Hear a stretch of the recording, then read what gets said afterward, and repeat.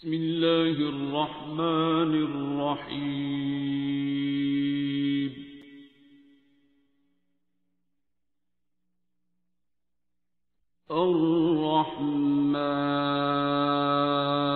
Thank you so much for coming. तो जैसे कि आप जानते हैं कि आज हमारा जो मेजर टॉपिक है वो 30 से 40 इयर्स की एज है, जिसमें हम चेंजेस भी बताएंगे, फिर उन चेंजेस की वजह से क्या डिजीजेस बन सकती हैं हमारी बॉडी में, हम वो डिस्कस करेंगे।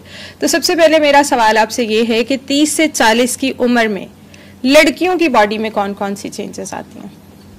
अस्सलातु वस्सलामु अलैका या रसूलल्लाह वला आलिका वसहाबिका या हबीबल्लाह। बेटा, जैसे उस दिन 20 और 30 के दरमियान भी डिस्कस किया था, मैं इंसान को उसकी बर्थ से शुरू करता हूँ। जो स्टार्ट वो बेसिक आपको पता होगी ना, तो आगे फिर आप एज वाइज भी आप लोगों की वो डेली लाइफ है सारी देखते हैं। सूरह इंसान की पहली 3 आयात में अल्लाह ने एक बड़ी कंप्लीट बात कह दी है कि हमने इसको मिले जुले नुतफे से बनाया है। और अल्लाह एक और जगह कह रहा है कि ऐसा वक्त इस पे गुजरा जो काबिल जिक्र भी नहीं है, हया आती है बात करते हुए। He was just a sperm और एन। सो मिले जुले नुतफे से बनाया और पैदा कर दिया। मिले जुले नुतफे से पैदा कर दिया, पैदा हो गया ये। और अब इसके आज़ाद सीधे किए और फिर इसको देखता सुनता बनाया। पहले आज़ाद सीधे हुए, फिर देखता सुनता बनाया और 2 राहें दिखा दी। कौन सी 2 राहें हैं? किस वक्त? इस वक्त जब वो देखने सुनने के काबिल हो गया। हालांकि देखता सुनता वो पहले दिन से जब वो पैदा होता है, लेकिन अल्लाह नहीं मान रहे। वो वही बात है, लुकिंग और सीइंग में फर्क है, हियरिंग और लिसनिंग में फर्क है। बिल्कुल। तो यानी शऊर दे दिया इसको। ठीक है, ये तकरीबन 12-14 साल की एज तक आप एडोलेसेंट, जब आपकी बॉडी पूरी कंप्लीट हो जाती है, सेकेंडरी सेक्सुअल कैरेक्टर्स भी बन जाते हैं, आप लड़का या लड़की बन जाते हैं, टीन्स शुरू हो जाती हैं। कहते हैं अब 2 रास्ते दिखा दिए। कौन से 2 रास्ते दिखा दिए? शुक्र करे या कुफर करे। 2 ही रास्ते हैं। जब हम शुक्र नहीं कर रहे होते, हम कुफर कर रहे होते हैं। अब ये 2 रास्ते दिखा दिए। मीन्स कि ये अल्लाह की तरफ से बिल्ट इन आपके अंदर होता है। ये आपका सॉफ्टवेयर है, हर एक का है जो भी बाशऊर है। अब उस दिन ही मैंने आपसे डिस्कस किया था कि ये एडोलिसेंस से लेके जहाँ नौजवानी आती है, लड़कपन, और फिर नौजवानी से लेके ये 35-40 तक की एज मेरे एक्सपीरियंस में आई है कि जिन्होंने हम्बली गुजारी, उनकी इधर ही जन्नत दोज़ख जो बनती है दुनिया को जो करते हैं, वो रिजल्ट्स बड़े डिफरेंट है। और जिन्होंने एरोगेंस में गुजारी, इग्नोरेंस में गुजारी, उनका दोज़ख भी यहीं पे शुरू हुआ होता है। अपने ही किया धरा कॉन्सिक्वेंसेस में काफात अमल। तो हम जो कुछ खाते पीते हैं और जो कुछ हम करते हैं और जो कुछ हम सोचते हैं और प्लस जो मुआशरा हमारे साथ सलूक करता है, इस सारे का हमारे मुआशरे में जवानी अमूमन 18 से लेके 30-35 तक की समझी जाती है। फिर कहते हैं ढलती उम्र शुरू हो गई। ठीक है, और 30 to 40 हमारी ढलती उम्र समझी जाएगी, या 40 को तो जरूर ही समझा जाएगा। और खवातीन में तो मेनोपाज शुरू हो जाएगा 45 या 50 तक आते आते हो जाएगा। मर्द भी कहते हैं मर्द बूढ़ा नहीं होता, ये भी बातें ही हैं। ठीक है, लेकिन ये जो 30-40 है ना, फाइनल क्रक्स, इंसान ने जो मेहनत करनी थी पहले इस दुनिया के हिसाब से भी, उसने एजुकेशन लेनी थी, फिर उसने करियर स्टार्ट किया, शादी कर ली, वो भी स्टार्ट हो गया काम, दोनों बेबी आ गए, फैमिली स्टार्ट हो गई। अब वो अपना घर बनाने के चक्कर में है, या अपने आप को स्टैब्लिश करने के चक्कर में है, या इस्टेब्लिश हो गया तो सस्टेन करने के चक्कर में है। तो 30 और 40 तक उसका जो भी खाया पिया और सोचा और जो कुछ उसने लाइफ गुजारी, उसके इम्पैक्ट अब उसकी बॉडी पे भी आना शुरू हो गए होते हैं। स्ट्रेस, अगर मिलावट के जरिए, मिलावट ज़्यादा खुराक या अनहेल्दी अनहाइजेनिक, जो कि बिल्कुल बैलेंस डाइट उसने मुसलसल नहीं खाई है, तो या बहुत मोटा हो जाएगा। हमारे मुल्क में ओबेसिटी या मोटापा जो है इसको सेहत समझा जाता है, हालांकि ये खुद बीमारी है और बहुत सी बीमारियों की जड़ है। तो मेटाबॉलिक डिरेंजमेंट्स आनी शुरू हो जाएंगी, आपको अमूमन नजर आएंगे कि जी शुगर होनी शुरू हो गई है। ठीक है, टाइप 2 डायबिटीज जो है मोटापे के साथ और बैलेंस डाइट ना होने की वजह से, और उसका लाइफस्टाइल हेल्दी नहीं है, ना एक्सरसाइज की ना वॉक की कोई उसको आदत नहीं है, और स्ट्रेसफुल लाइफ उसने गुजार दी है। प्लस जो उसने खाया पिया है वो पाक तो उसने क्या करना था, साफ भी नहीं खाया, कुछ उसको भी नहीं पता, वो यूरिया का दूध पी रहा है या वो खाने जो भी खा रहा है वो भी मुर्दा मुर्गी है या क्या है। हमारे माशरे में सब कुछ चलता है, फैटी लिवर बहुत ज़्यादा आना शुरू हो जाएगा 30 पे। और मेन उसकी रीजंस में एक रीज़न जो है, हम जो ऑयल्स यूज़ करते हैं इसमें लिखा होता है विटामिन ए और डी शामिल है। आप पूरे पाकिस्तान का करवा लें, मुश्किल से शायद 10% लोग होंगे जिनका विटामिन डी पूरा होगा।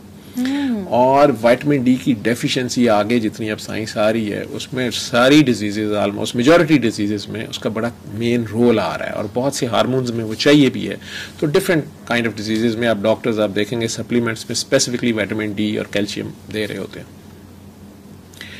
अब फैटी लिवर अगर हो गया, लिवर आपकी वो मेन मैन्युफैक्चरिंग मशीन है जिसने आप जो कुछ खाते पीते हैं उसको आप फाइनल ब्लड में उसकी क्या कंपोजिशन रखनी है, ब्लड की कंपोजिशन क्या है, कितनी प्रोटीन बनानी है, कितनी फैट बनानी है, कितने कार्ब्स बनने हैं, सारा ये लिवर के जुम्मे था। लिवर खुद ही फॉगी हो गया है। आपकी नई गाड़ी है चाहे, उसकी स्क्रीन का डिफॉगर खराब हो गया और फॉग है बहुत ज्यादा, आप मोटरवे पे उस गाड़ी को चला के देख लें, आप उसकी सारी नई गाड़ी, नई मर्सिडीज है लेकिन उसका डिफॉगर खराब है, स्क्रीन के ऊपर फॉग आ गई है। इसी तरह लिवर के ऊपर अगर फैट आ गई है हर तरह से, लिवर अंधा हो गया। अब लिवर को कुछ समझ नहीं आ रही, वो इंसुलिन तक नहीं यूज कर पा रहा, हालांकि बॉडी में बहुत इंसुलिन है, तो ये बंदा उल्टा मोटा होना शुरू हो जाएगा। ठीक है, मल्टीपल और भी फैक्टर्स आ जाएंगे, इसमें थॉट प्रोसेस का बड़ा रोल आएगा। प्लस तो जो स्ट्रेस अगर ले रहा है, वीक पर्सनैलिटी है या वैसे ही एक्स्ट्रा स्ट्रेस लेता है, तो उन सारी चीज़ों का इफेक्ट 30 to 40 के दरमियान आना शुरू हो जाएगा। और हमारे मुल्क में चूंकि जस्टिस भी नहीं है, सोशल जस्टिस भी नहीं है, खुद अपना पर्सनल जस्टिस भी नहीं, हम अपने आप से भी इंसाफ नहीं करते, अपने आप से भी कोई प्यार नहीं करते, ये सारी चीज़ों के असरात आने शुरू हो जाएंगे। प्लस माइंड में ये भी है कि अब ढलती उम्र है। एग्जैक्टली ठीक है, एग्जैक्टली। हालांकि WHO क्राइटेरिया के मुताबिक आज आपको मैं बता दूं कि 60 तक हम उसको यंग मैन और यंग लेडी बोलते हैं। Nice. 60 to 80 is middle age. ठीक है, और 80 को वो ओल्ड एज डॉक्टर कहना शुरू करता है। WHO क्राइटेरिया पे अगर चलेंगे, हम तो 30 के बाद ही लेबल लगा देते हैं कि बस तो ढलती उम्र है, और हमारा 50, अब तो 50 करना शुरू हो गया, नहीं तो 60 तो ओल्ड एज है। ओल्ड एज है, एग्जैक्टली। ठीक है, गोरा 60 to 80 में जो है ना मिडिल एज कह रहा है। हमारी मिडिल एज जो आप कह रही हैं आज टॉपिक 30 to 40 है। एग्जैक्टली, हम इसको ऐसे समझते हैं। 60 वाले को तो हम कहते हैं 60 आ गया है, 72 वाले को हम कहते हैं 70 72 आ गया है। बिल्कुल ऐसे है। तो 60 के बाद तो हम बस समझते हैं कि बस अब ये जितना जी ले बोनस है। तो उसने जो थॉट प्रोसेस अब था, मेन चीज ये है कि इस मशीन ने या इस कंप्यूटर ने हार्डवेयर के साथ जो उसने सलूक करना है उसमें सॉफ्टवेयर का बड़ा रोल है। वो सॉफ्टवेयर अगर जो है वो मास्टर कंट्रोल के साथ जुड़ा रहेगा, उसको ये एहसास रहेगा कि मेरा अल्लाह देख रहा है और मैंने उसके सामने परफॉर्म करना है। उसको परफॉर्मेंस एंजाइटी पब्लिक की नहीं है, सोशल सर्कल की नहीं है, उसको सिर्फ ये है कि मेरा अल्लाह देख रहा है और उसको ये पता है कि वो जस्टिस में मास्टर है, वो वैसे ज्यादती नहीं करेगा। तो फिर इसको अनड्यू एंजाइटी नहीं होगी। लेकिन अगर ये इस चक्कर में रहेगा कि दुनिया क्या कहेगी, ससुराल वाले ये ना कह दें, खामन वो ना कह दें। मैं अभी रास्ते में एक खातून का फोन सुन रहा था, वो 38-39 है, वो 3 बच्चियों की माँ है। ठीक है, मैं उसका सिर्फ 1.5 मिनट का क्लिप है, ठीक है, वॉइस क्लिप, आप अगर उसको सुनवाएं तो मैं आपको सुनवा देता हूं कि वो आप सिर्फ ये देख लें कि इसमें उस बेचारी का क्या कसूर है और ये मुआशरा क्या कह रहा है। आज से 1400 साल पहले अल्लाह ने कुरान में कह दिया कि बेटे और बेटियां मैं देता हूँ। ठीक है, हत्ता के जोड़े भी मैं बनाता हूँ। यहाँ पे जिस बच्ची की शादी नहीं हो रही उसके घर वाले भी उसे मुजरम समझ रहे होते हैं। ऐसे ही है। ठीक है, और जो रिश्ता देखने आते हैं वो यूं लगता है जैसे कुर्बानी का बकरा लेने आए। ठीक है, और उसी तरह की नॉनसेंस बातें होती हैं। वो एक और क्लिप है, वो मैंने ही सुनाता, उस बच्ची ने जो रिश्ते की वजह से, वो 30 के ऊपर अभी है, लेकिन उसने जो मुझे लिख के भेजा ना कि मेरा रिश्ता तो अल्लाह से कहें कि करा दे कहीं, लेकिन अल्लाह से कहीं ये ना हो, ये ना हो, ये ना हो, ये ना हो। वो चीख है एक। ठीक है, मेरे लिए पढ़ना भी उसको मुश्किल हो गया था, और सच है वो इस मुआशरे की घटिया सोच की ट्रू पिक्चर है। लेकिन ये 1.5 मिनट सिर्फ जो है ना, यही मैं आपको सुना देता हूँ। डॉक्टर बाबा, यहाँ का माहौल बड़ा कंजस्टेड है, कहीं आना जाना, कहीं निकलना बहुत मुश्किल काम है। मैंने कभी सोचा नहीं था कि मेरा आपसे राब्ता होगा, आप मुझे मैसेज करेंगे। तो डॉक्टर बाबा, मैंने सोचा था कि सिर्फ ना मैं आपको मस्त मस्त हीलर के लिए देखा करूंगी, सुना करूंगी, 2 सेशन सुनती हूँ, फेसबुक पे आपके देखती हूँ, उससे मेरा आपका राब्ता रहा करेगा। मेरा आपसे भी, आपने एक मैसेज किया, मेरा आपसे रब्ता हो, मतलब आपने मुझे महसूस किया, आपने कहा कि किसी ने आपको कॉल की, आपने उसे रिस्पॉन्स दिया। मुझे आपसे डर भी लगता है, आपके गुस्से से, आपकी डांट से। जब आप डांट देते हैं दूसरे को, किसी के साथ बड़ा सा हुआ होता है, मेरे अंदर मुझे ऐसा लगता है जैसे ना अक्सर दफा पहले ऐसे होता था, मुझे ऐसा लगता है जैसे सारी गलतियां मुझ में है। जैसे जैसे जो कहता है कि तुम झूठी हो, तुम मकार हो, तुम ड्रामेबाज हो, तुम ये हो, तो मुझे ऐसा लगता है सारा कुछ मेरे अंदर ही है, सारा कुछ मैं ही ऐसी हूँ। अब मैं उलझी हूँ कि मैं ही ऐसी हूँ कि मुझे लोग कह के मुझे ऐसे बनाए जा रहे हैं, वो उस चीज की समझ नहीं आती है। डॉक्टर बाबा, अगर आपने मेरे मैसेज सुने तो प्लीज प्यार से जवाब दीजिएगा, डांटिएगा नहीं। My God. अब ये सिर्फ Oh my God. 35-40 पे 3 बच्चियों की माँ है, इसने 3 बच्चियां रेज करनी है। इसकी आवाज से, इसके एक्सप्रेशन से पता चल रहा है कि ये इंसान कितना टूटा हुआ है, टूटी हुई है बिल्कुल, और पूरी उसको तरह। कुछ नहीं चाहिए, उसको कुछ सुनने वाला चाहिए सिर्फ, और प्यार से सुनने वाला। बिल्कुल, ठीक है। वो मुझे कह रही है आप भी डांट देते हैं। अब मैंने सारा दिन ये फोन सुनने हैं, मुझे इन लोगों को, इन बच्चियों को कई बार मजबूत भी करना पड़ता है, थोड़ा सा डांटना भी पड़ता है। इसका जुर्म सिर्फ ये है कि इसने 3 बेटियां पैदा कर दी हैं। इसका जुर्म, एक असल जुर्म इसका ये है कि ये खुद भी अपने आप को मुजरम समझ रही है। सही बात। यहां से हम कुफर कर रहे हैं, अल्लाह बेटियों को रहमत कह रहे हैं। ठीक है, मेरी एक बेटी है, मुझे पता है कि इस मुआशरे में एक बेटी का भी बाप होना जो है कितना बड़ा जुर्म है, बेशक। लेकिन ये रब की तरफ से नहीं है, ये हम सब की तरफ से। सबकी तरफ से। और 3 बेटियों को पालना, और उसी का खामंद उसी को ब्लेम कर रहा है, उन्हीं बच्चियों का बाप, उसको ये नहीं पता कि वो जन्नती हो गया है। नबी करीम सल्लल्लाहु अलैहि वसल्लम फरमाया कि जिसने 3 बेटियों को पाल दिया वो जन्नती है बाप, मेरे साथ घर होगा उसको। अब ये नहीं चीजें कोई भी बॉदर कर रहा, उसको मसला पड़ा हुआ कि ये 3 बेटियां ठिकाने कहां लगानी है, और बेटा नहीं हुआ। अब ये मुजरम कौन है बेटों का? वो औरत है, हालांकि वाई क्रोमोसोम बाप की तरफ से। अगर किसी का भी अगर कोई कसूर है ना तो बाप का है, बाप का है। आप अरब चले जाएं, वहां बहरहाल पहले वो माशरा था कि वो बेटी को जिंदा दफना देते थे, लेकिन बहरहाल औरत को नहीं ब्लेम करते थे कि औरत पैदा कर रही है। हम इतने घटिया हो गए हैं इस मुआशरे में कि यहाँ पे एक तो हमने इस्लामिक शादी का कॉन्सेप्ट ही खत्म कर दिया है।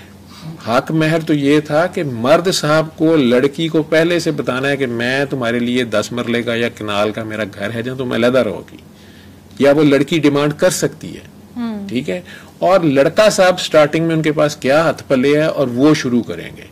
यहाँ पे बाप क्या देगा, लड़की क्या लाएगी, प्लस अगर वो लड़की या पढ़ी लिखी या जॉब कर रही है तो आजकल तो रालें उस पर गिर रही हैं। ऐसे ही है, बिल्कुल ऐसे। ठीक है, कल एक प्रोफेसर साहब मेरे साथ रो रही थी, डॉक्टर उसका हस्बैंड है, वो उसके अकाउंट से जो उसने शादी से पहले 1.5 करोड़ जमा किया है वो उसने निकाल लिया है। और वो भी इतनी सादा है, वो कहती है कि उसने कहा प्लॉट लेते हैं, अपने नाम करते हैं, ये करते हैं। उसके बाद उसने कहा प्लॉट मैंने बेच के आगे और इन्वेस्ट कर दिया है। अब उन्होंने दूसरी शादी कर ली है उन साहब ने। तो यहाँ पे डॉक्टर साहब आपको नहीं लगता कि हमारे पेरेंट्स भी ना बच्चियों को उतना स्ट्रांग होने ही नहीं देते? हम लोग भी अपने माहौल में, बाप की भी माशाल्लाह एक बेटी है, मैं खुद भी एक ही बेटी हूँ अपने घर में, मुझे पता है मैं कितनी सेंसिटिव रही हूँ, और मतलब जरा सा बुखार भी होना तो सारी साइड से हमें वो बड़ी ज्यादा मिल रही होती थी कि भाई नहीं बुखार हो गया, ये कर लो, वो कर लो, ऐसे कर लो, हमारे कहने से पहले हमारी चीज पूरी हो जाती थी। हमें कहीं ना कहीं बच्चियों को स्ट्रांग करना चाहिए, बिल्कुल करना चाहिए, हम जब बैलेंस लेकिन रखना पड़ेगा। फिजिकली भी स्ट्रांग नहीं करते और मेंटली भी स्ट्रांग नहीं करते। एजुकेशन अल्लाह ने हुक्म दिया है, ठीक है, नबी ने हुक्म दिया है कि इल्म हासिल करो, ये सबके लिए है, और वो इल्म उसकी अपनी सस्टेनेंस के लिए भी जरूरी है, प्लस असल इल्म तो कुछ और है।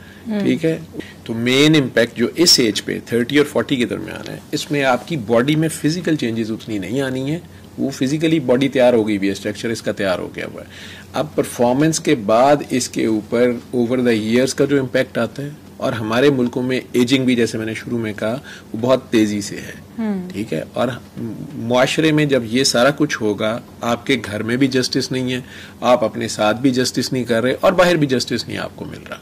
ठीक है, तो उसकी स्ट्रेस और डिप्रेशन, एंजाइटी, ये सारी चीजें या आप ओवर ईटिंग करेंगे या आप अंडर ईटिंग करेंगे, और बॉडी को तो चलने के लिए चीजें चाहिए, और बॉडी को आप रिलैक्स भी नहीं कर रहे, ना आपकी नींद पूरी है, ना आपकी कोई आधा घंटा भी या घंटा भी ऐसा नहीं है जिसमें आप मेंटली रिलैक्स होकर कोई एक्सरसाइज कर रहे हैं, कोई ऐसा काम कर रहे हैं जो सिर्फ और सिर्फ आपकी अपनी बॉडी के लिए है, मेंटल हेल्थ के लिए भी है, फिजिकल हेल्थ के लिए भी है, वो भी टाइम नहीं दे रहे, कोई एक्सरसाइज नहीं, कोई सैर नहीं। आपका अल्लाह से चाहे वही राब्ता हो, 15 मिनट सैर करते ही सुबह सुबह आप नज़ारे देख रहे हैं या सुबह की हवा फील कर रहे हैं, वो भी नहीं है, तो रिलैक्स होने का टाइम भी नहीं है, नींद भी नहीं है। अब ये डिप्रेशन, एंजाइटी और स्ट्रेस जो है उसमें, और सोशल जो भी उसमें रोल्स हैं, और आपका अपना भी जो रोल है, ये सारा मिल मिला के आपको ब्लड प्रेशर हाई, क्योंकि ये बॉडी पहले उसको रोक रही थी, यहाँ से हम डॉक्टर्स कहेंगे ये एसेंशियल हाइपरटेंशन है, ये जरूरी ब्लड प्रेशर है, हमें नहीं पता ये क्यों हो रहा है, ये हाई ब्लड प्रेशर क्यों हो रहा है। सिर्फ 10% मरीज हैं जिनमें ब्लड प्रेशर की कोई रीजन होती है, कोई उनका और प्रॉब्लम है, किसी और डिजीज की वजह से, किसी दवाई की वजह से उनका ब्लड प्रेशर हाई है। 90% में हमें कोई पता ही नहीं है कि उसका ब्लड प्रेशर हाई क्यों, लेकिन बहरहाल हाई है, और ये हमें पता है कि ये उसके लिए अच्छा नहीं है, उसकी आंखों के लिए, उसके दिमाग के लिए, उसकी दिल की शरियानों के लिए, उसके गुर्दों के लिए ये अच्छा नहीं है। और ये चंद साल अगर कंट्रोल ना रहा, ऊपर से हमारी जहालत है, दवाई भी नहीं खानी, उसे कंट्रोल भी नहीं करना, वो जी दवाई लग जाएगी, वो अल्लाह के बंदे, दवाई नहीं लग गई है, तुम्हें बीमारी लग गई है, उसका इलाज नहीं है, उसके लिए ये एक ऐसा तरीका है, एक ऐसी बैसाखी है कि बहरहाल फिलहाल इसको लेते रहो ताकि ये ज्यादा हाई ना हो, तो तुम्हारे जो वाइटल ऑर्गन्स हैं ये जवाब ना दे जाए, गुर्दे ना फेल हो जाए, फालज ना हो जाए, हार्ट अटैक ना हो जाए, नजर ना चली जाए।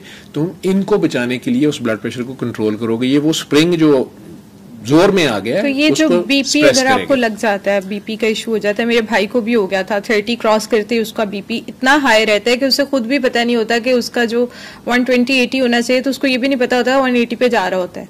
तो हम उसको देख के कह रहे होते हैं कि तुम्हारा फेस इतना स्ट्रेच क्यों लग रहा है, तुम्हारी आंखें इतनी रेड क्यों लग रही है, तुम ठीक नहीं हो, तुम उसके यहाँ दर्द होती होगी, उसे पूछें कितने दिन हो गए उसे स्माइल किए हुए, वो ऐसे रहता है, ऐसे ही है, ठीक है, ऐसे उसके फेस से गुस्सा नजर आता है, वो फाइट कर रहा है अपनी तरफ से इस मुआशरे में, ठीक है, बीवी से या ससुराल वालों से या दफ्तर वालों से या कुलीग से या घर वालों से, ठीक है, अम्मी अब्बा ये उसकी जबरदस्ती कहीं और शादी कर रहे हैं, वो नहीं करना चाह रहा, वो कहीं और करना चाह रहा है, वो कोई बिजनेस करना चाह रहा है, अम्मी अब्बा कह रहे हैं नहीं सरकारी नौकरी लग गई तू ऐ कर, कुछ भी है। उसका ऐसा इशू नहीं है, उसको ना बस डेली बेसिस पे कॉल्स बहुत आती है, उसकी जॉब ऐसी है कि वो पेट्रोलियम में जोनल मैनेजर है, तो उसको कॉल पे कॉल, तो वो जब घर पे आता है ना, तो हम उसको देखते हैं कि उसकी आंखें स्ट्रेच होती हैं और उसकी ये स्किन जो है ना काफी स्ट्रेच हुई होती है। अपनी जॉब के ऊपर इतनी स्ट्रेस ले रहा है ना, और परफॉर्मेंस एंजाइटी है या टारगेट्स अचीव करने हैं या व्हाटएवर है, उसमें अगर वो साथ ये रोल रखेगा कि मैंने अपनी कैपेसिटी के मुताबिक ईमानदारी से काम करना है,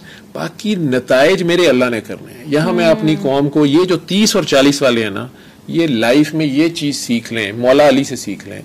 वो कहते हैं कि मैंने अपने इरादों के टूटने से, 30 साल की उम्र तक कई इरादे टूट गए होते हैं, ठीक है, अपने इरादों के टूटने से अपने अल्लाह को पहचाना। और कैसे, ये दो जो स्टेप्स हैं उनके अगर ये आप बना लें तो आपको डिप्रेशन एंजाइटी नहीं होती। मैं आपको बता दूं, वो कहते हैं जब मैं इरादा करता हूँ, इंसान के जुम्मे उसके ख्याल आया, आइडिया आया, शायद अल्लाह की तरफ से आया या किसी को देख के आया, किसी से सुन के आया, तो वो इरादा करता है मैंने ये करना है या मैंने ये नहीं करना, उसने एक इरादा कर लिया है। अब वो इरादे के साथ अल्लाह पे तवक्कल रखते हुए कोशिश करेगा अपने टारगेट को अचीव करने की, जो भी वो करना या नहीं करना चाह रहे हैं। बिल्कुल। तो वो कहते हैं कि जब मैं इरादा करता हूं तो अपनी पूरी कोशिश करता हूं, ये इंसान के जुम्मे है कोशिश करना, और उनका इरादा तो किसी नेक काम का ही होता होगा ना, कि जी मैंने डॉक्टर बनना है, ठीक है, मैंने मखलूक की खिदमत करनी है, मैंने इंसानी की खिदमत करनी है। मैक्सिमम कोशिश करता हूं, और जब मैं अपना टारगेट अचीव कर लेता हूं, मकसद में कामयाब हो जाता हूं, तो मैं खुश होता हूं और अल्लाह का शुक्र अदा करता हूं। अच्छा, यहां तक हम सारे ही करते हैं, हमें से कईयों को अल्लाह का शुक्र अदा वैसे भूल जाता है, या हम कहते हैं मैंने किया है, ठीक है, लेकिन वो कहते हैं मैं अल्लाह का शुक्र अदा करता हूँ। यहाँ बड़ी डिफरेंट रीजन है शुक्र अदा करने की। वो शुक्र इसलिए नहीं कर रहे वो कामयाब हो गए, वो कहते हैं मैं शुक्र अदा करता हूँ कि या अल्लाह शुक्र है तूने मेरे से अपनी मर्जी का काम लिया, यानी ये तेरी मर्जी थी, इसमें कोई खैर है, क्योंकि अल्लाह खैर ही करता है, इसमें कोई खैर है, तूने मेरे से काम लिया, मेरा कोई नहीं है। तो उनमें एरोगेंस नहीं आई, हम्बलनेस रही इस बात पे।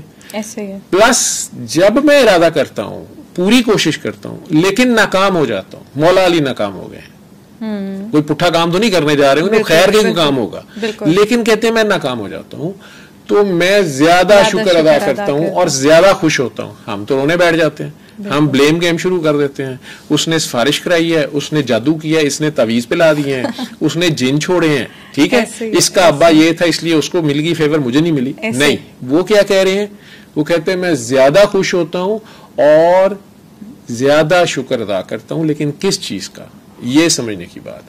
कहते हैं मैं अल्लाह से कहता हूँ या अल्लाह शुक्र है तूने मुझे अपनी रजा के खिलाफ जाने से रोक लिया। यानी मुझे ये लग रहा था बहुत अच्छा काम है, इसमें बड़ा फायदा है, लेकिन इसमें जरूर कोई खतरा है, तेरी मर्जी अभी नहीं है, तेरे प्लान में अभी नहीं है, अभी वो वक्त ही नहीं है। चाहे ये अच्छा काम था, मैं डॉक्टर बन जाता, लेकिन मैं एक नंबर से रह गया, ये तूने रोका है, जरूर तूने मेरे से कोई और काम लेना है। तो इससे बंदे में आजिज़ी भी है, शुक्र भी है, डिप्रेशन नहीं है, वो अल्लाह की रजा में राजी है। जब वो राजी ब रजा है तो नो डिप्रेशन है, नो एंजाइटी। उसकी अल्लाह से दोस्ती इस किस्म की है कि वो उसको मास्टर समझता है और खुद को उसका गुलाम समझता है। अगर इस सरेंडर के ऊपर यहाँ वो खुद जीरो का, आप देख लें कि हम में से ज्यादातर भागे फिरे। इस बच्ची का अपना जुर्म ये है कि ये खुद भी अपने आप को मुजरम समझ रही है कि मैंने बेटा पैदा नहीं किया। ये अल्लाह को भी इनसाइड बुरा समझ रही है या गुनाहगार समझ रही है, या अल्लाह को भी माफ नहीं कर रही कि उसने मुझे बेटा क्यों नहीं दिया।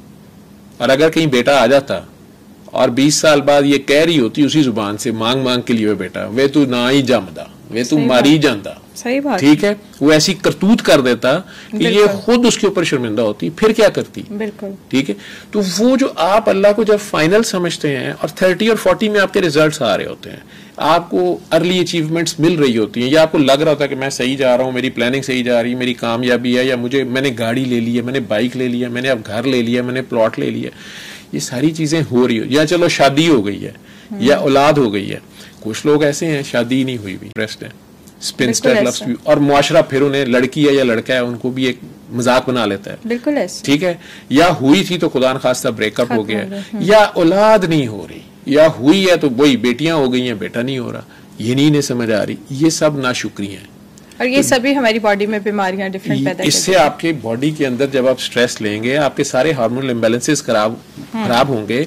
आपको अपनी सोच का ही ध्यान नहीं है, ना खाने पीने का ध्यान है, नींद नहीं आएगी, हर चीज खराब होगी, रिलैक्स भी नहीं अब आप कर रहे, रेस्ट भी नहीं मिल रहा। ठीक है। आपकी सोच ठीक नहीं है, आपका मेटाबॉलिज्म भी सारा का सारा खराब हो गया। ठीक है। या आप डिप्रेशन में ज्यादा खाना शुरू कर देते हैं, आप फूलना शुरू हो गए, आप और हिलने जुलने से आप इनकारी हो गए। प्लस मुआशरा इतना जालिम है कि वो आपको मिलावटज़दा चीजें दे रहा है, वो खालिस डाइट भी नहीं दे रहा। आप ऑफिस जा रहे हैं तो वहां रिलैक्स करने का चांस नहीं है। ठीक है। लोग एक दूसरे को बुली कर रहे हैं। आप इंसान आपस में इस वेटिंग रूम में, जो थोड़ी देर दुनिया एक वेटिंग रूम की तरह है, इसमें अगर थोड़ी देर आए हैं तो ये जो टेम्परेरी आपका जो भी स्टेटस है, आप उसको भी इंजॉय करने को, एक दूसरे को एडजस्ट करने की बजाय आप इतने जालिम हो जाते हैं कि आप ये तक नहीं देखते कि आपकी वजह से दूसरा इंसान बीमार हो गया।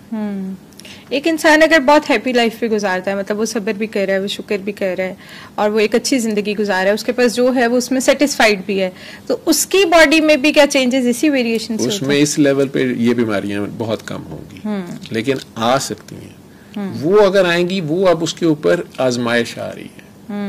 ठीक है। वो अचानक अब आउट ऑफ ब्लू भी आ सकती है, एक्सीडेंट हो गया कोई, ठीक है, कुछ, अब वहां वो कैसे रिएक्ट कर रहा है। आपने फिर कहना सर अपनी बातें शुरू कर लेते, मैंने लाइफ से सीखा है। रात को मैं क्लिनिक बैठा हुआ था तो मेरी बेटी का फोन आया, बेटे का, कि बाबा बहन का एक्सीडेंट हुआ है, मैं पहुंच गया हूँ, हम आ गए हैं। डिफेंस में जो वतीन चौक से पहले बर्ली साइड से आते हुए वो कॉफी शॉप है, वहाँ राउंड अबाउट सा है और स्पीड ब्रेकर है। तो मैंने कहा आप ठीक है, बहन ठीक है? उसने कहा बाबा ये बिल्कुल ठीक है, गाड़ी का बहुत बुरा हाल हो गया है, लेकिन वो लड़का एडमिट कर रहा है वो कि उसकी गलती है, उसे पता ही नहीं इस इलाके में, ऐसे पता नहीं था इधर स्पीड ब्रेकर है। तो ये स्पीड ब्रेकर थी, उसने आके फुल पेस पे मारा है और पिछली डिग्गी और लाइट होंडा की, इसकी भी टूट गई है, उसकी भी होंडा है, उसकी भी आगे से नुकसान, लेकिन इसका ज्यादा हुआ है और इसकी गर्दन को झटका सा है, लेकिन वैसे ये ठीक है। तो अब हम इसके बाबा का वेट कर रहे हैं तो मामा को नहीं बताया, घर नहीं बताया, तो आपको सिर्फ बताना था। तो वो एडमिट कर रहा है, वो कह रहा है मेरी कोई थर्ड पार्टी इंश्योरेंस है तो हम अभी गाड़ी ठीक करा देंगे। और बाय चांस पुलिस वाले वहीं पे कोई नाका था, तो कहते हैं वो खड़े थे, ये वैसे पहले गाड़ी पीछे से लेके जाने लगा था, उन्होंने पकड़ लिया और उन्होंने बड़ा अच्छा बिहेव किया। वहाँ पुलिस डिफेंस वालों की थी, बड़े अच्छे लोग थे, मैं भी जब पहुंचा तो उसने कहा कि ये इन्होंने उसको रोक लिया, अब ये खुद ही एडमिट भी कर रहा है, खड़ा है, तो हम आपको बस बता रहे थे। मेरा लास्ट पेशेंट था, लेकिन 5 मिनट बाद ही मेरी बेटी का फ़ोन आ गया, तो उसने कहा कि नहीं बाबा, इनके अब्बू आए हैं और उन्होंने लड़ना शुरू कर दिया है और वो कहते हैं कि जी आप अपना करा लें और हम अपना ठीक करा लेते हैं, नहीं तो मैं क्यों ठीक कराऊं। तो उसमें ये खामखा गर्मी सर्दी मैंने चुप करा दी है, तो मैं खिलाफ आ जाए। तो मैंने जाना भी था, बहरहाल मैं वहाँ पहुँचा और मैंने बेटी को देखा, अल्लाह का शुक्र है ठीक थी, गाड़ी का ठीक है, बहुत बुरा हाल था। और उस बच्चे को मैंने पूछा बेटा आप ठीक हो? जी ठीक हूँ। बहरहाल मेरा बात करने का मकसद भी ये था कि इसने पी तो नहीं हुई, ये होश में है कि नहीं। पास पुलिस वाले भी वहीं खड़े थे। उसने सीधा कहा, उसने कहा uncle I am very sorry, मुझे ना पता ही नहीं था कि यहाँ स्पीड ब्रेकर है। मैं था स्पीड पे, तो मैं पीछे से आया हूँ, इन्होंने शायद स्पीड ब्रेकर ही खाते स्लो की, ये स्पीड ब्रेकर के ऊपर थी, मैं पीछे से लगा हूँ, शुक्र है इनकी गाड़ी भी नहीं उल्टी, ये नहीं हुआ वो नहीं हुआ, लेकिन मेरी थर्ड पार्टी इंश्योरेंस है, मैं करवा देता हूँ। मैंने कहा जी ठीक है, आप इसे ठीक करवा दें। उतनी देर में वो साहब आए मेरे पास, जी मेरा ये नाम है, मैं कि जी मैं भी डॉक्टर हूँ, गलती से इस जगह पे हूँ। मैंने अपना पूरा इंट्रोडक्शन दिया। कह रहे कि नहीं ये हमने तो कुछ नहीं देना, तो आप लोग जाएं और हम भी अपनी जाते हैं, यहाँ हमें लफड़ा खड़ा किया हुआ है। तो मैंने कहा जी आपकी बेटी है, पहले तो अल्लाह का शुक्र अदा करते हैं, हम दोनों के बच्चे ठीक ठाक हैं, गाड़ी का नुकसान हो गया, अब इस तरह करते हैं कि ये आपकी बेटी है और मेरा बेटा है और इसने मार दी है, तो आप फैसला कर दें, जो आप फैसला करते हैं वो मैं कर लेता हूँ। पुलिस वाले पास खड़े हैं, तो मैं कहा जो आपकी गाड़ी लग गई है ना और मेरे बेटे ने मारी है, तो जो आप फैसला करते हैं मुझे मंजूर है। वो कहता जी मैनू बहुतियां गल्लां नहीं आंदियां, ठीक है, तो मैं क्या ना तुसी अपना ठीक कराओ, असीं अपना ठीक करावांगे। मैं कहती इस तरह तो नहीं होगा, अब आपको पता भी है, पूरी दुनिया में पता है कि जिसने गाड़ी पीछे से मारी है उसका वैसे ही कसूर है, ठीक है, लेकिन यहाँ तो पुलिस भी स्पॉट पे खड़ी है, कैमरा भी शायद लगे हुए हैं और वो खुद ही आपके सामने बता रहे हैं कि उनके सामने ही हुआ है जो कुछ हुआ है। बच्चा भी मान रहा है, आप उसे क्या सिखा रहे हैं? उसने कहा ये भी डॉक्टर है, मैं भी डॉक्टर हूँ। मैं कहा ये तो बहुत अच्छी बात है, हम तीनों ही डॉक्टर हैं। वो खैर डेंटल डॉक्टर्स थे। तो वो बच्चा रोक भी रहा है, उनकी मिसेज बैठी हुई थी, वो जो गाड़ी अपनी लाए हुए थे ना, उन्होंने भी उन्हें कहने की कोशिश की कि अब वो खैर बड़े गुस्से में थे। उन्होंने कहा भी मैं तो जा रहा हूँ, तुम रोक सकते हो तो रोक लो।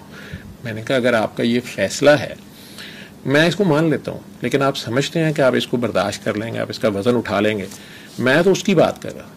वो कहते हैं जी तू शेर है तो मैं सवा शेर। अब ये हमारा मुआशरा है पढ़ा लिखा। मुझे बताएं कि उस डेंटिस्ट्री ने उस बंदे को, जिसके बच्चे भी हो गए हैं और उसका बच्चा मान रहा है कि मेरी गलती है, बच्चा भी फुल डॉक्टर है, तो अब एक 50 ईयर्स वाला क्या सिखा रहा है बच्चे को? और सड़क पे और पुलिस की भी मौजूदगी में और सारे लोग खड़े हैं और एक खातून की चले उसने गाड़ी में मारा है, वो सारी बातें ही देख लें और मैं कह रहा हूँ चले ये आपकी बेटी, आप फैसला करते हैं। ये हमारे बिहेवियर और रवैये हैं ना, ठीक है।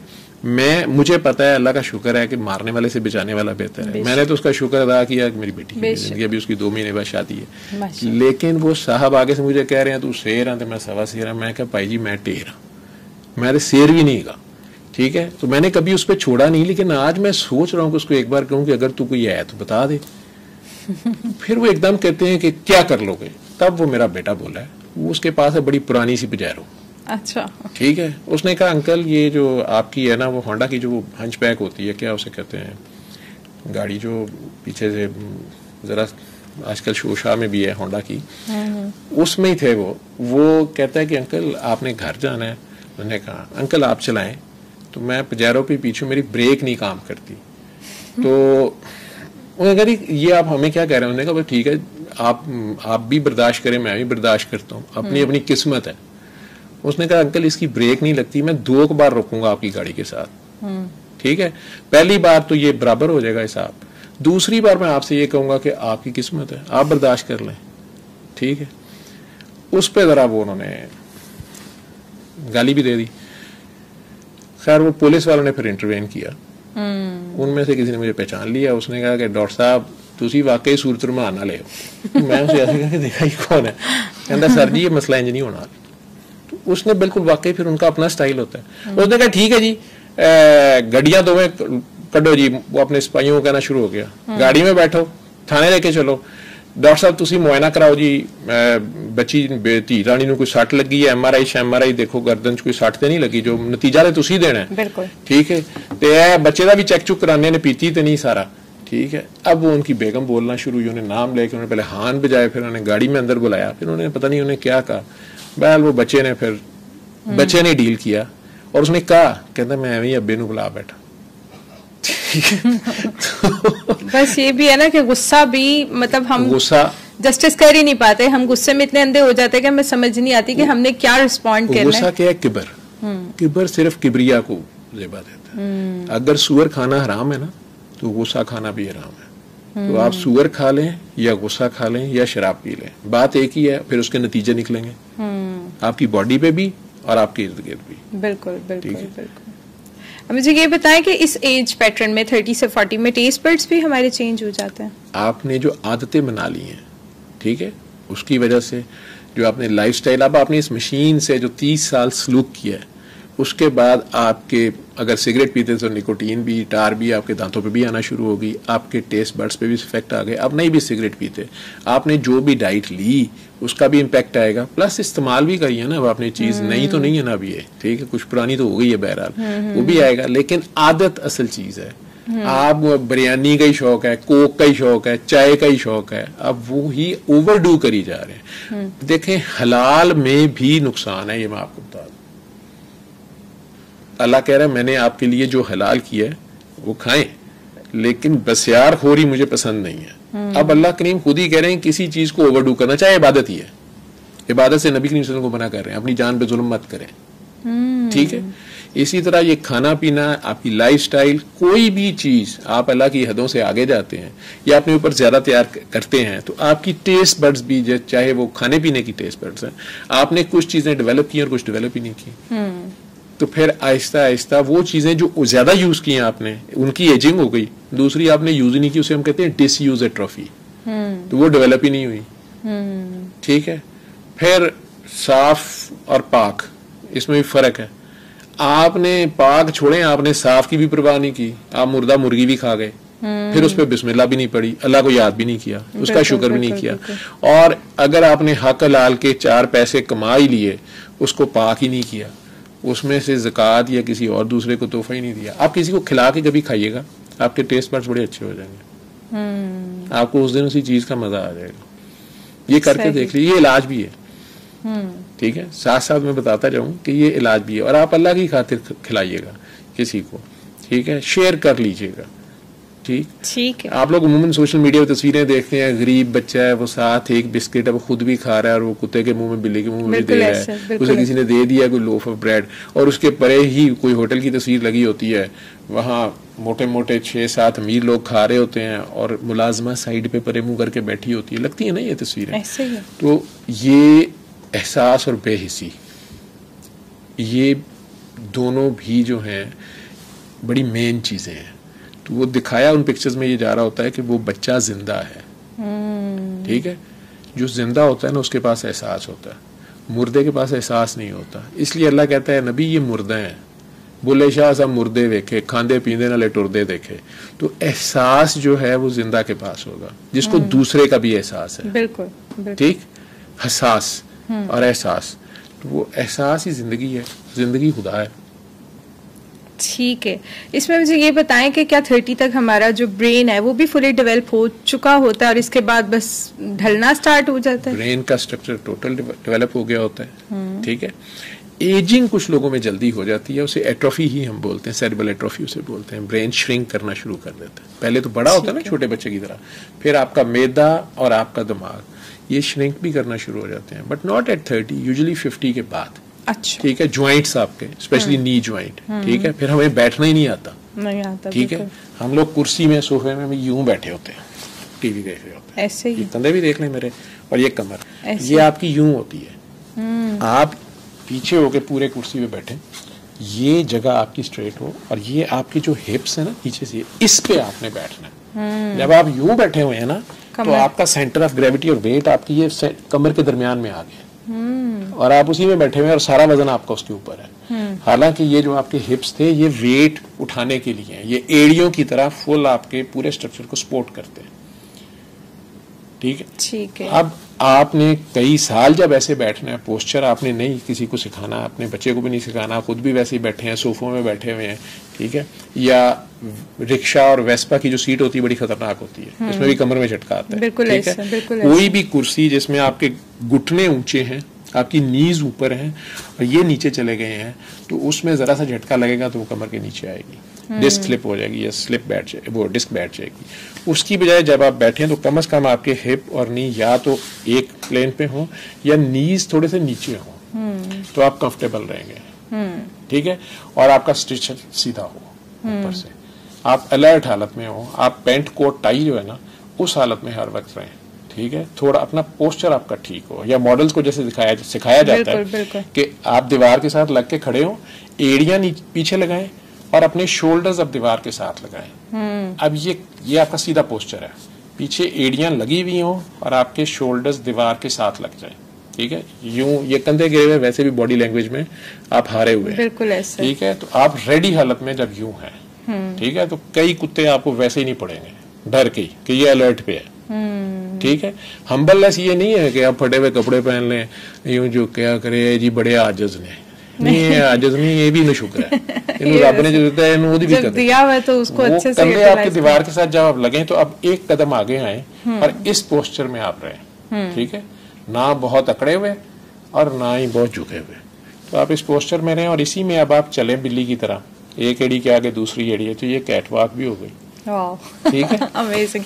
अच्छा डॉक्टर साहब मुझे ये बताएं, हम लड़कियों की बात कर रहे हैं इस एज ग्रुप में, तो जो मेजर हार्मोनल चेंजेस होते हैं, ठीक है, क्योंकि इस एज तक अक्सर खवातीन जो है वो माँ भी बन चुकी होती हैं, तो इसके बाद कौन सी मेजर हार्मोनल चेंजेस आती हैं इस एज में 30 से 40, और वो किस तरह उस चीज को ओवरकम कर सकती हैं अगर कुछ इम्बैलेंस आ जाए तो? देखिए आपने देखा होगा कि कई खवातीन जिस वक्त प्रेगनेंसीज उनकी एक दो हो जाती हैं, उनके चेहरों पे छाइयाँ ज्यादा शुरू हो जाती हैं, बिल्कुल, ठीक है, निशान। इसी तरह उनके अगर तो वो प्रेगनेंसीज कर रही हैं नॉर्मली और उसमें कोई इंटरवेंशन नहीं कर रही, प्लस बेबी को फीड भी अपने टाइम पे करा रही हैं, जैसे अल्लाह ने कह दिया 2 साल करा दो सारा कुछ, ये पत्ती दुबली भी होंगी, ठीक है, इनकी स्किन फ्रेश होगी, ये नॉर्मल नेचुरल हार्मोन सारे के सारे उस बॉडी को दोबारा से फिर रीजनरेट भी करते हैं बहुत सी चीजों को। लेकिन मैंने फिर कहा कि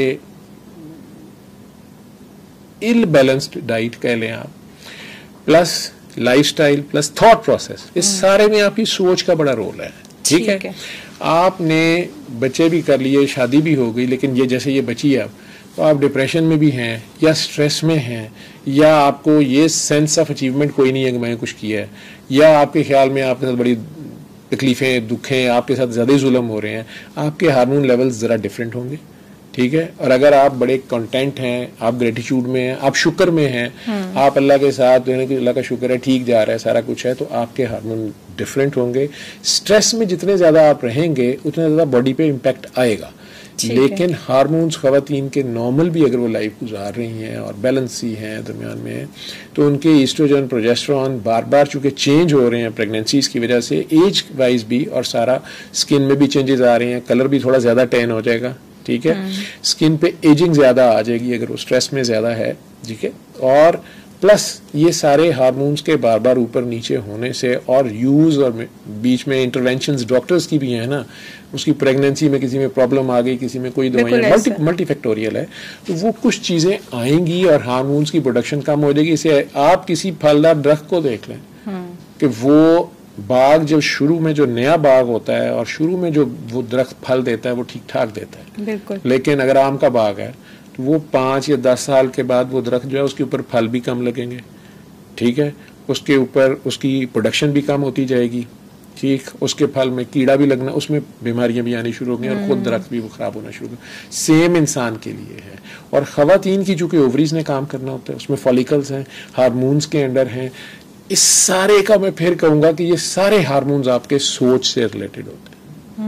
मैं मिसाल जरा फजूल देता होता हूँ, एक इमली की, कि आपको खट्टी चीज आते साथ आपके ख्याल मुंह में पानी भरता है, ये सारे हार्मोन्स ऊपर नीचे हो रहे हैं ना। या पॉर्न मूवी देख के या कुछ भी देख के उस तरह का एरोटिक किस्म का मटेरियल, तो आपकी बॉडी में फौरन चेंजेस आती हैं, ठीक है। अभी वो मौलाना साहब इंडिया से आए हुए थे ना, वो कह रहे थे कि अगर डॉक्टर साहब को लड़की को देख के कुछ नहीं हो रहा तो डॉक्टर साहब को चेक कराएं, ठीक है। वो मैं कुछ नहीं कहना चाहता, लेकिन बहरहाल होता सारों को ही है। क्या हजरत यूसुफ को कुछ नहीं हो रहा था बीबी जुलेखा को देख के? बिल्कुल बिल्कुल ठीक है, मौलाना को ये सोचना चाहिए। तो वो अगर किसी को कुछ नहीं हो रहा तो वो मर्द है, नहीं तो खोता ही है। बिल्कुल ऐसे, बिल्कुल ऐसे। ठीक है, खोते पे किताबें ला दें तो वो आलम नहीं हो जाता। ठीक है, तो वो उसमें क्या चेंजेस आ रही है, उसे कंट्रोल कर रहा है कि नहीं? बैलेंस खेल है, बैलेंस में रहना खेल है असल में। आपको खुदा याद रहे, ठीक है, आपको वो नंगी औरत नहीं नजर आ रही हो, बिल्कुल, आपको उसको बनाने वाला भी नजर आ रहा हो। बेशक। ठीक है, तो फिर आपके हार्मोन जरा कंट्रोल में ही रहेंगे। आप सुभान तेरी कुदरत ही कह रहे होंगे और कह रहे होंगे बाजी अल्लाह देख रहा है, तो दौड़ लगा दें। सही बात। फिर नहीं ख्यालात आएंगे ना। अच्छा, आप गलती से घर का दरवाजा खोल दिया, बाजी नहा रही थी, फिर भी हार्मोन चेंज होते हैं। ठीक है, सीधी सी बात है ना। तो ये खामखा मतलब बातों को एग्जैजरेट करने वाली बात है।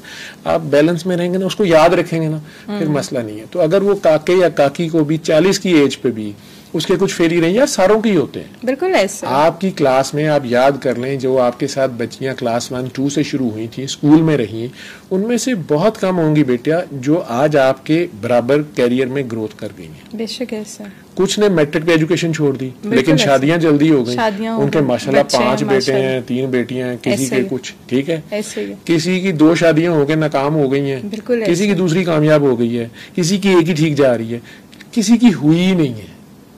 ठीक है, लेकिन उस दौरान उसने एजुकेशन, उसने पीएचडी कर ली है। बिल्कुल ऐसा। तो उसके पास कुछ और है ज्यादा।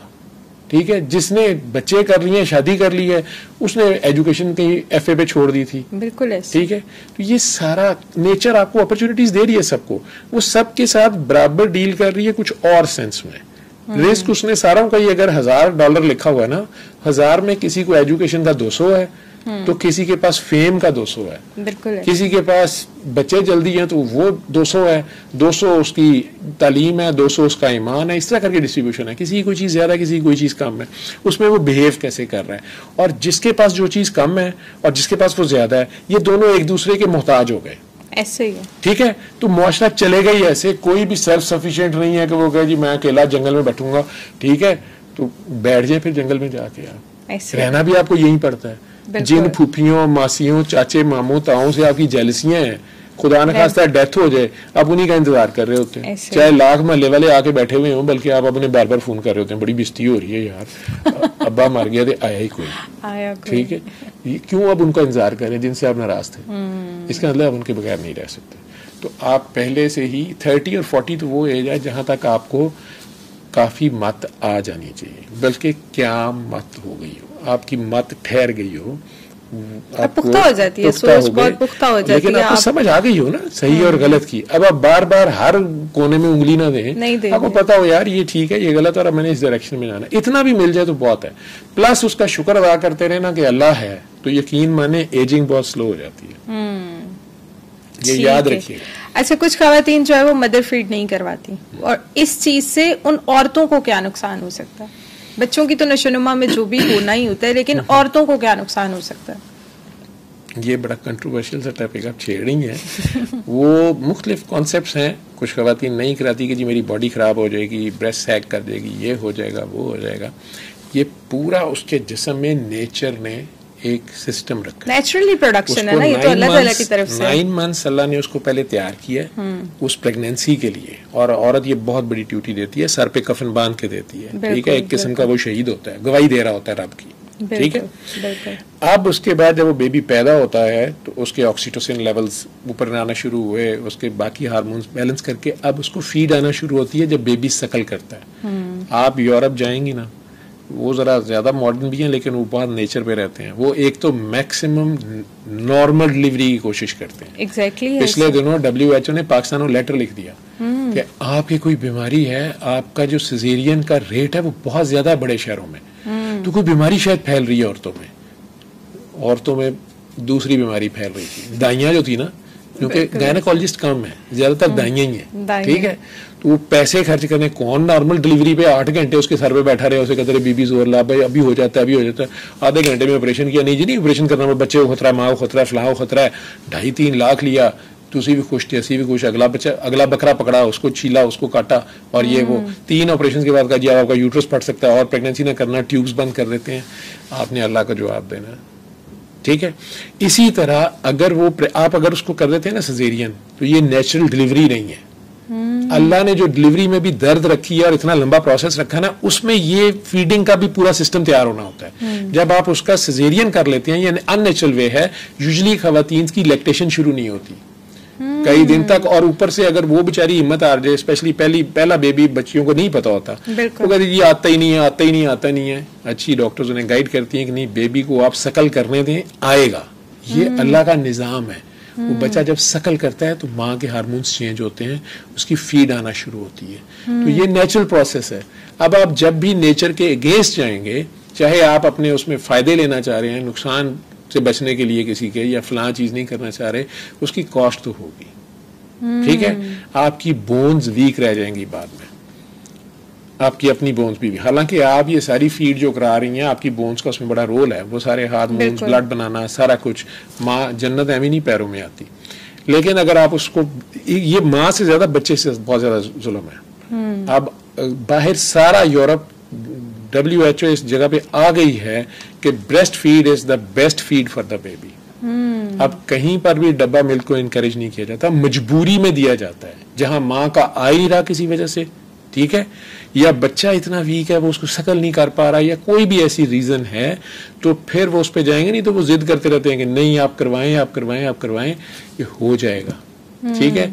लेकिन ये भी तो कहते हैं अक्सर खवातीन के, नहीं भाई बच्चे को सूट नहीं कर रहा। नहीं, वो अगर बच्चे को सूट नहीं करेगा ना, तो वो डॉक्टर देख लेगा कि बच्चे को सूट नहीं कर रहा, करेगा। ये कैसे हो सकता है कि नेचर ने एक चीज भेज दी है, उसके पीछे उसका जो है फीड नहीं भेजी, ठीक है। समटाइम्स एक ब्रेस्ट से कोई ऐसी टेस्ट में कोई मसला होता है कि बच्चा उस साइड को लाइक नहीं करता, तो दूसरी साइड से माएँ करवा लेती है, ठीक है। अभी एक माँ को मैं जानता हूँ कि उसके ट्विंस पैदा हुए हैं, उनमें से एक बेबी फीड लेता है, दूसरा नई माँ की फीड लेता।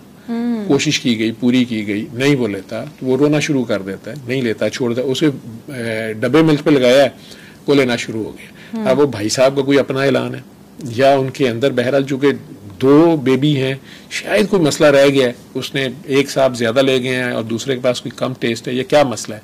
लेकिन हो जाते हैं ऐसे केसेस।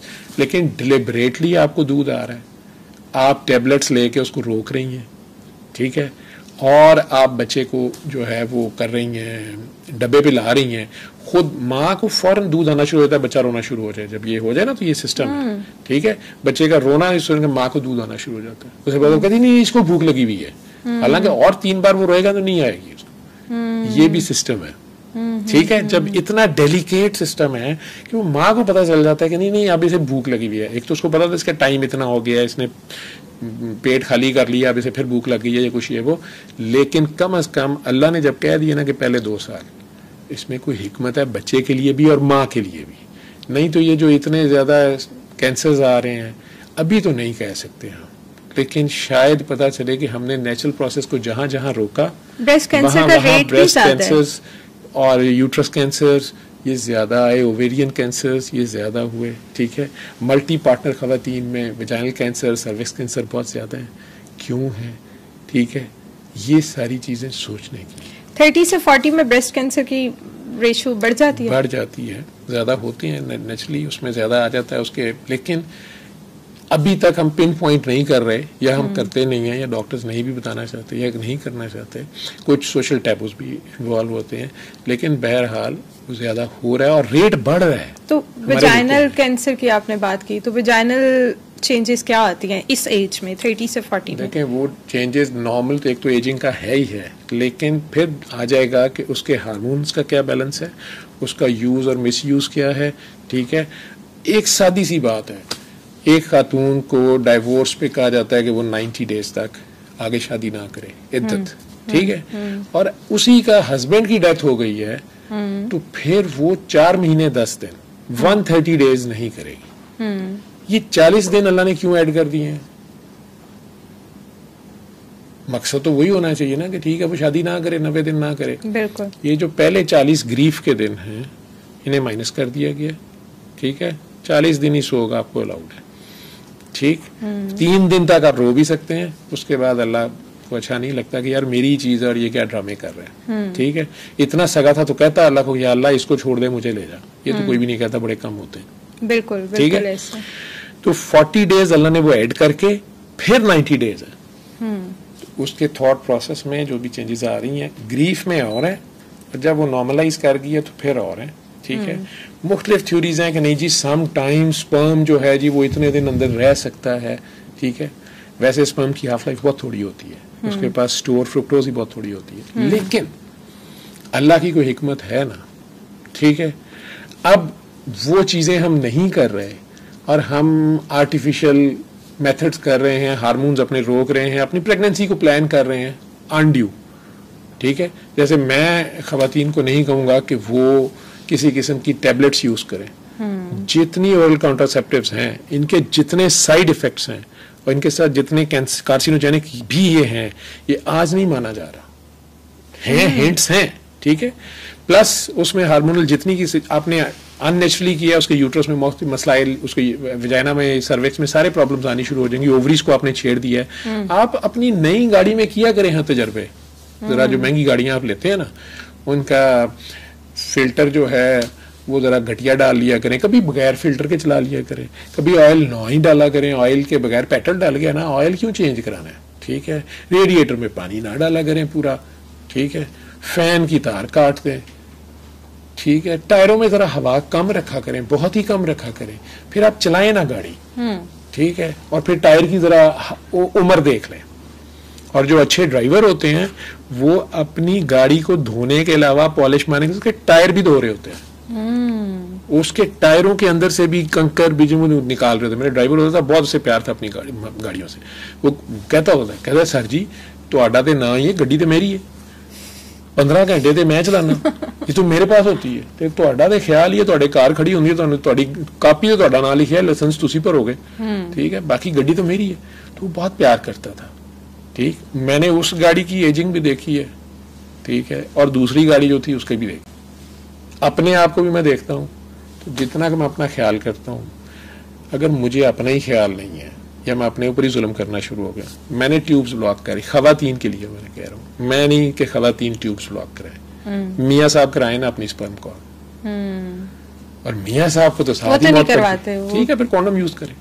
लेकिन ये गोलियां या barrier methods, even copper Ts, इन सब की हैवी प्राइसेस हैं। लेटर ऑन काकी को सफर करना पड़ता है, उसका ऑस्टियोआर्थराइटिस बहुत जल्दी शुरू हो जाता है, घुटने गोड्डे लेके बैठी होती है, ठीक है। ऑस्टियोआर्थराइटिस इस एज में भी स्टार्ट हो सकता है, बहुत जल्दी, 40 के बाद। लेकिन कुछ लोगों में अर्ली ऑस्टियोपोरोसिस तो किसी वक्त भी हो सकता है, ऑस्टियोआर्थराइटिस जो है, ठीक है, वो एज रिलेटेड है। लेकिन वो आपके ऑस्टियोपोरोसिस तो आपका कैल्शियम, विटामिन डी और मुख्तलिफ इम्बैलेंसेस, थायराइड हार्मोन और पैराथायराइड हार्मोन, उनके इम्बैलेंसेस हो सकते हैं डिजीज की वजह से, कुछ ड्रग्स की वजह से, कुछ लोगों को स्टीरॉइड्स बहुत ज़्यादा लेनी पड़ती हैं, उसकी वजह से मल्टीपल ड्रग्स का भी इफेक्ट है, ठीक है। फिर डाइट्स, ये ड्रग्स भी आपकी ये डाइट्स से ही निकली हैं। कुछ डाइट्स आपकी खामखा आप ज्यादा ले रहे हैं, आप कोला ड्रिंक्स आपने बहुत ज्यादा पिए, कई ऐसे बच्चे हैं, ठीक है, कॉफी ही पीता गया बहुत ज्यादा। आप किसी भी चीज को ओवरडू करेंगे तो आप तंग करेंगे अपने, ठीक है। जैसे हमने लास्ट पॉडकास्ट में रिजल्ट्स 30 to 40 के दरमियान ज्यादा आना शुरू हो जाएंगे, ठीक है। अभी भी आप नहीं, वार्निंग्स आना शुरू हो जाएंगी, आप नहीं संभलेंगे, 40 और 50 के ऊपर आप अपने टेस्ट और रिपोर्टें और अब मॉनिटरिंग शुगर की हो रही है, ब्लड प्रेशर की हो रही है, अब वो नहीं कंट्रोल, और अब ये नहीं हो रहा, अब ये पकड़ा गया। तो इसमें ये भी होता है जब हम एक चीज को ट्रीट कर रहे होते हैं ना कहीं हमारी दूसरी चीज जो है वो खराब हो रही होती है। मैंने तो ये देखा कि हम जितनी वो मेडिसिन अंदर फेंकते हैं, अगर हम अपना बीपी कंट्रोल कर लेते हैं तो कहीं ना कहीं हमारा स्टमक डिस्टर्ब हो जाता है। स्टमक कंट्रोल साइड इफेक्ट्स हैं, बिल्कुल है, केमिकल्स है ना जी, तो उनके अपने साइड इफेक्ट्स आएंगे। तो आपको बैलेंस में चलना है। डॉक्टर की हेल्प आप इसीलिए लेते हैं, आप घर बैठे डॉक्टर ना बने, आप मेडिकल स्टोर पे जाके खुद ही दवाइयां ना खाएं, ना मेडिकल, ये बड़ा कॉन्सेप्ट है, मेडिकल स्टोर पे जाके हम मेडिसिन ले आते हैं, हम ठीक हो जाते हैं। बहुत ज्यादा मेरे पास पेशेंट्स आते हैं जिन्होंने खुद खराब किया होता है, फोड़ा था, अब वो इतना बड़ा एंटीबायोमा बना हुआ है, वो कहते हैं डॉक्टर साहब मैं तो एगमेंटन भी खा लिए डॉक्टर साहब, और ऐसे ऐसे नाम उन्हें पता होते हैं, ठीक है, जिनासेफ भी ले लिए, ऑक्सीडिल के टीके भी लवाए गए, अब उससे रेजिस्टेंस आ रही है बल्कि जर्म्स में, वो फुल डोज नहीं होती, आपको पता ही नहीं है क्या डोज ले रहे हैं आप। और फिर उसके साइड इफेक्ट्स, उन साइड इफेक्ट्स के लिए फिर और दवाई, उसे ये नहीं पता कि ये जो उसने अनड्यू एंटीबायोटिक खाई है ना, उससे उसको डायरिया लगा हुआ है। वो डायरिया के लिए अब साथ फ्लैजल चल रही होती है, फ्लैजल के बैड टेस्ट की वजह से अब वो जो है कुछ खाना पीना छोड़ गई, ठीक है, और किसी दवाई का कोई साथ रिएक्शन, और कुछ दवाइयों के आपस में रिएक्शंस हैं, ठीक है, उससे लिवर खराब करके बैठे हुए हैं। ओ जी यरकान भी हो गया डॉक्टर साहब की मैं दसा, एक मुक्की चुक्की तो दूजी तैयार, ये मुक्कियां तुसी आप मार रहे हो, ठीक, क्या हो सकता है। ठीक है, हमने लास्ट पॉडकास्ट में जिक्र किया था कि अनहेल्दी पेरेंट्स अनहेल्दी ऑफस्प्रिंग्स को पैदा करते हैं, ठीक है। तो अब हम जब पार्टनर चूज करते हैं तब हमें तो नहीं पता होता है कि ये बंदा कितना हेल्थ वाइज अच्छा है और कितना नहीं। तो मुझे ये बताएं, क्या शादी से पहले भी किसी किस्म के कोई टेस्ट हमें करवा लेने चाहिए, लड़की को या लड़के को, हमें आइडिया हो जाए कि भाई ये बंदा हेल्दी है कि नहीं है? देखें, कुछ डिजीजेज ऐसी हैं जो सेक्सुअली ट्रांसमिट होती हैं, इन्फेक्शंस हैं, जैसे एड्स है, HIV है, B वायरस है, C वायरस है, और भी कुछ वायरसेस हैं।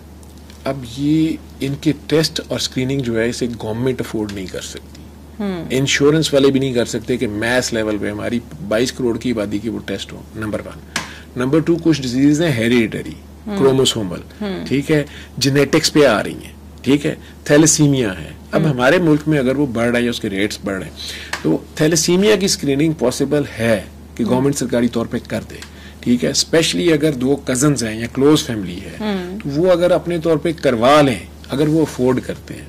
यहाँ बेचारा शुगर जिसको है वो शुगर नहीं रोज चेक कर सकता, उसको इतनी महंगी स्टेक है और वो सारा कुछ है ना, तो ये इतने टेस्ट इकट्ठे करना, वो अक्षय कुमार तो करा ले शायद। ट्विंकल खन्ना ने करवाए थे, उसके 56 टेस्ट करवाया शादी से पहले, फिर भी वो बेचारी असल टेस्ट नहीं करा सकी, मर्द भी है कि नहीं, ठीक है, तो वो कितने टेस्ट आप कराएंगे ना, वो पैसा है ना, ट्विंकल खन्ना के पास भी पैसा है, और बीच में से आपने नेचर को निकाल दिया। डेफिनेटली आप कुछ टेस्ट कराएं, उसको करवाने चाहिए। कौन से टेस्ट जो मेजर आप कोई 2-3 जो करवा लेने चाहिए? मैंने थैलेसीमिया का जैसे जिक्र किया ना, कि ये ब्लड की ऐसी बीमारी है कि अगर दोनों माँ बाप में अगर उसकी ट्रेड्स होंगी, चांसेस हैं कि वो बच्चे में अगर आ गई एक्टिव फॉर्म में, तो वो बहरहाल एक बड़ा मसला हो जाएगा। अब बाहर के मुल्कों में तो बेटे इससे भी आगे शुरू हो गया है, माँ बाप ने टेस्ट कराए थे नहीं कराए थे, प्रेगनेंसी के दौरान बेबी को चेक कर लेना, और जरा सा लग रहा है कि जी ये बेबी जो है ये तो एबनॉर्मल है, सही नहीं बन रहा, वो अबॉर्शन करवा देते हैं, ठीक है। लेकिन इसमें बाहर ये बहुत ज्यादा, लेकिन कई अल्ट्रासाउंड ऐसे आए हैं कि शुरू में उन्होंने एबनॉर्मल रिपोर्ट दी। मैंने लंदन में, मैंने यहाँ बैठे से कहा कि बेटा आपने सूरह रहमान 7 दिन सुनो ना दोनों, और माँ को कहा तू माफ करना सारों को, ठीक है। 9 महीने बाद बेबी बिल्कुल हेल्दी था, डॉक्टर्स कह रहे हैं मिरेकल है, ठीक। लेकिन असल चीज क्या हुई है, उन दोनों को एक तो खुदा याद कराया, प्लस उन दोनों को कहा कि प्यार बन जाओ, नफरत खत्म करो, माफ कर दो, फॉरगिव कर दो। वो सारी उसके अंदर जो हार्मोनल चेंजेस आए हैं, ये जो बेबी तैयार हो रहा था, अभी 9 महीने में टाइम था, तो उसमें चेंजेस आ गई, पॉजिटिव चेंजेस भी आ गई, ठीक है। लेकिन बाहर अब ये भी हो रहा है कि आपका एमनियोटिक फ्लूइड उसके वो नीडल से एस्पिरेट कर लेते हैं, उसमें बेबी को खतरा भी है, ठीक है, वो प्रेगनेंसी ज़ाया भी हो सकती है। लेकिन इंसान अकल में जितना ज्यादा जाता जा रहा है, वो अपनी नई से नई टेक्निक्स भी निकाल रहा है, और आखिरकार उसने यही कहना है कि ये सब कुछ हम खुद ही कर लेंगे, इल्म हमें मिल गया। हालांकि खुदा का इल्म जो है उसका सिर्फ 1% पूरी दुनिया पे डिस्ट्रीब्यूटेड है, उस 1% पे हम अकड़ रहे होते हैं।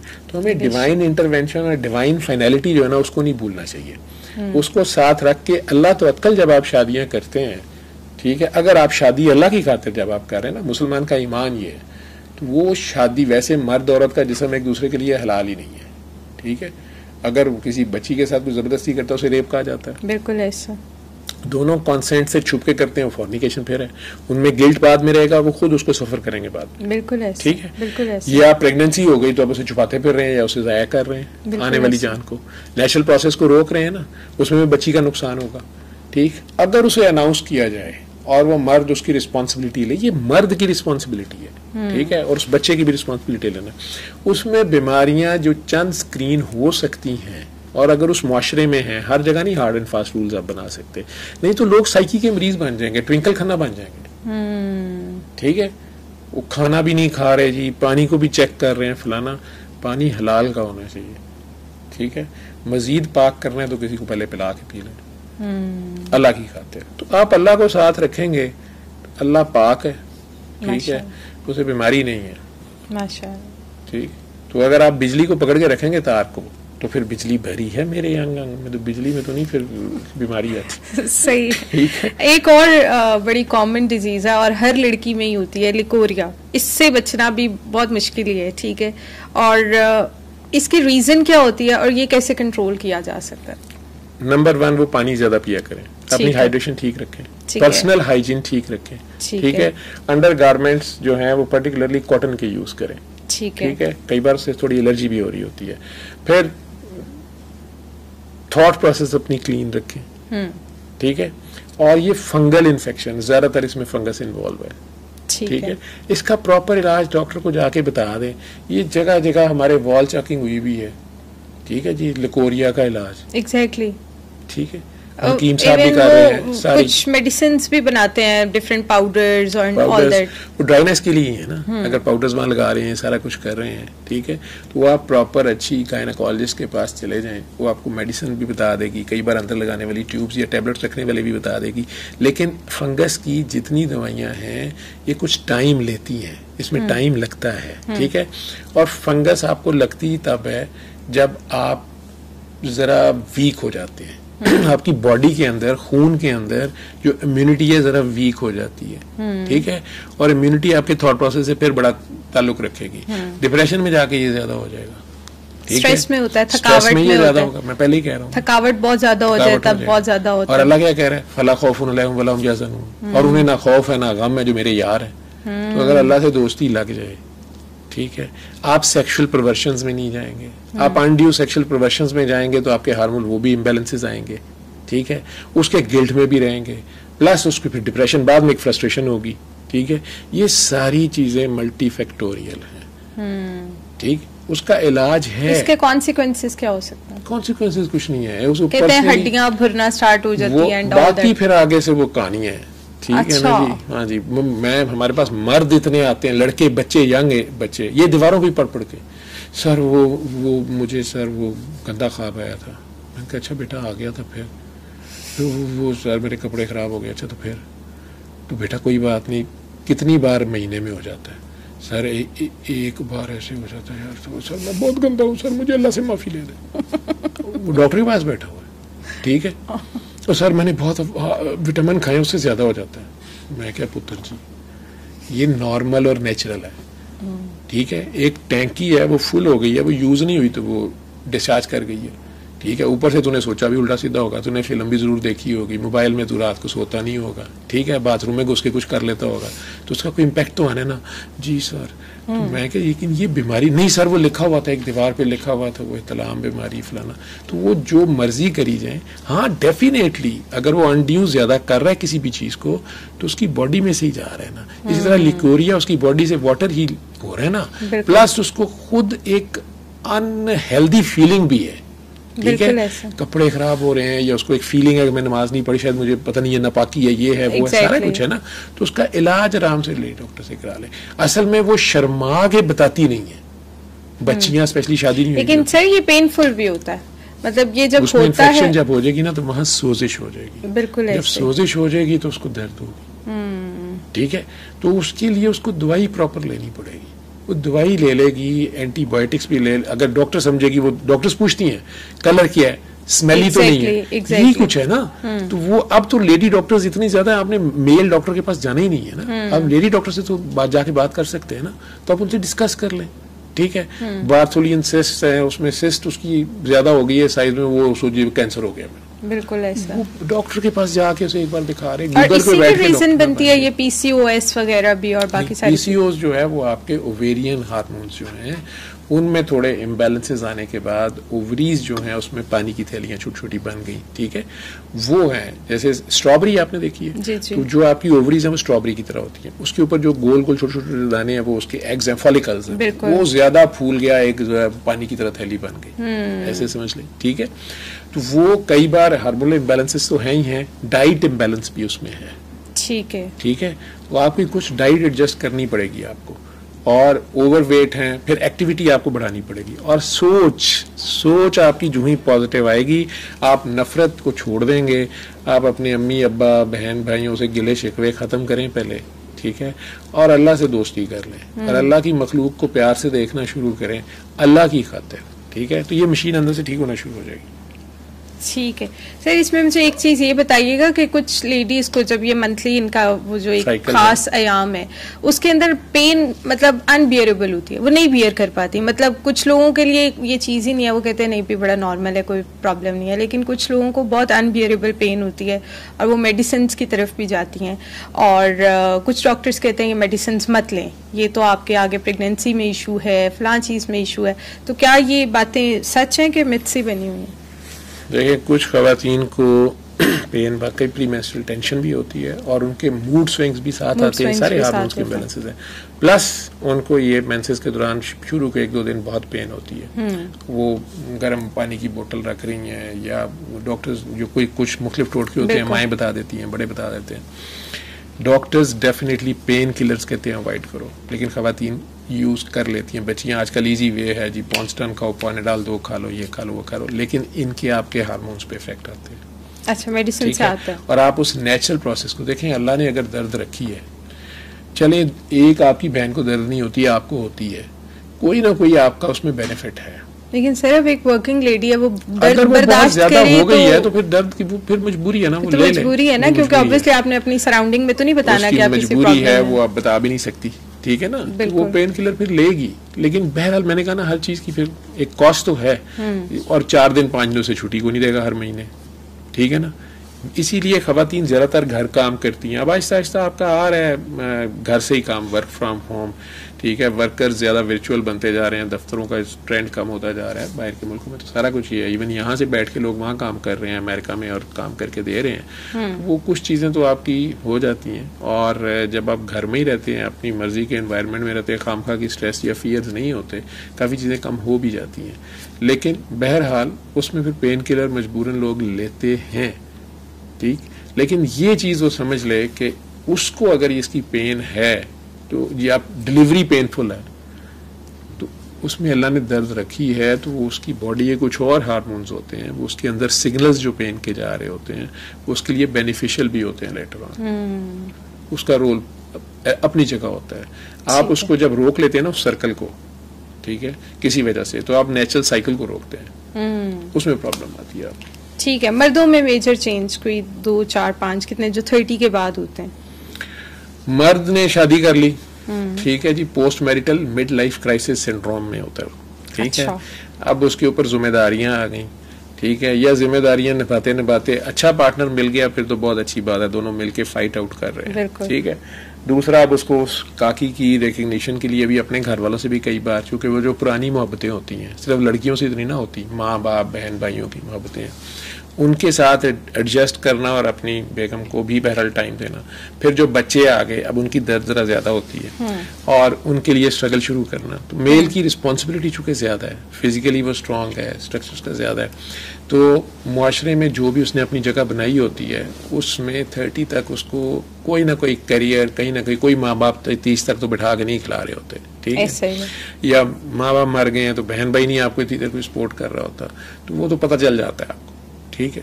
अब उसका इफेक्ट उसकी जनरल हेल्थ पे आ रहा होता है, लेकिन चूंकि इसे स्ट्रांग बनाया गया है तो बहरहाल वो स्ट्रेस को भी ज्यादा अच्छा कोप करता है, फियर्स को ज्यादा अच्छा फाइट आउट कर लेता है, ये सारी चीजें अपनी जगह, लेकिन उस पर इसके इम्पैक्ट जरूर आ रहे होते हैं, वही टेंशन, डिप्रेशन, एंजाइटी, ये सारी चीजें मिल के, प्लस अगर उसको बेचारे को वैसे भी कोई डिजीज है, कोई हो गई है, कोई शॉर्ट टर्म डिजीज हो गई है या लॉन्ग टर्म हो गई है, वो अपनी जगह, ब्रेकअप हो गया, ये बीवी बच्चे लेके घर बैठ गई है, कोर्ट चले गई है, ये अलहदा स्ट्रेसेस है।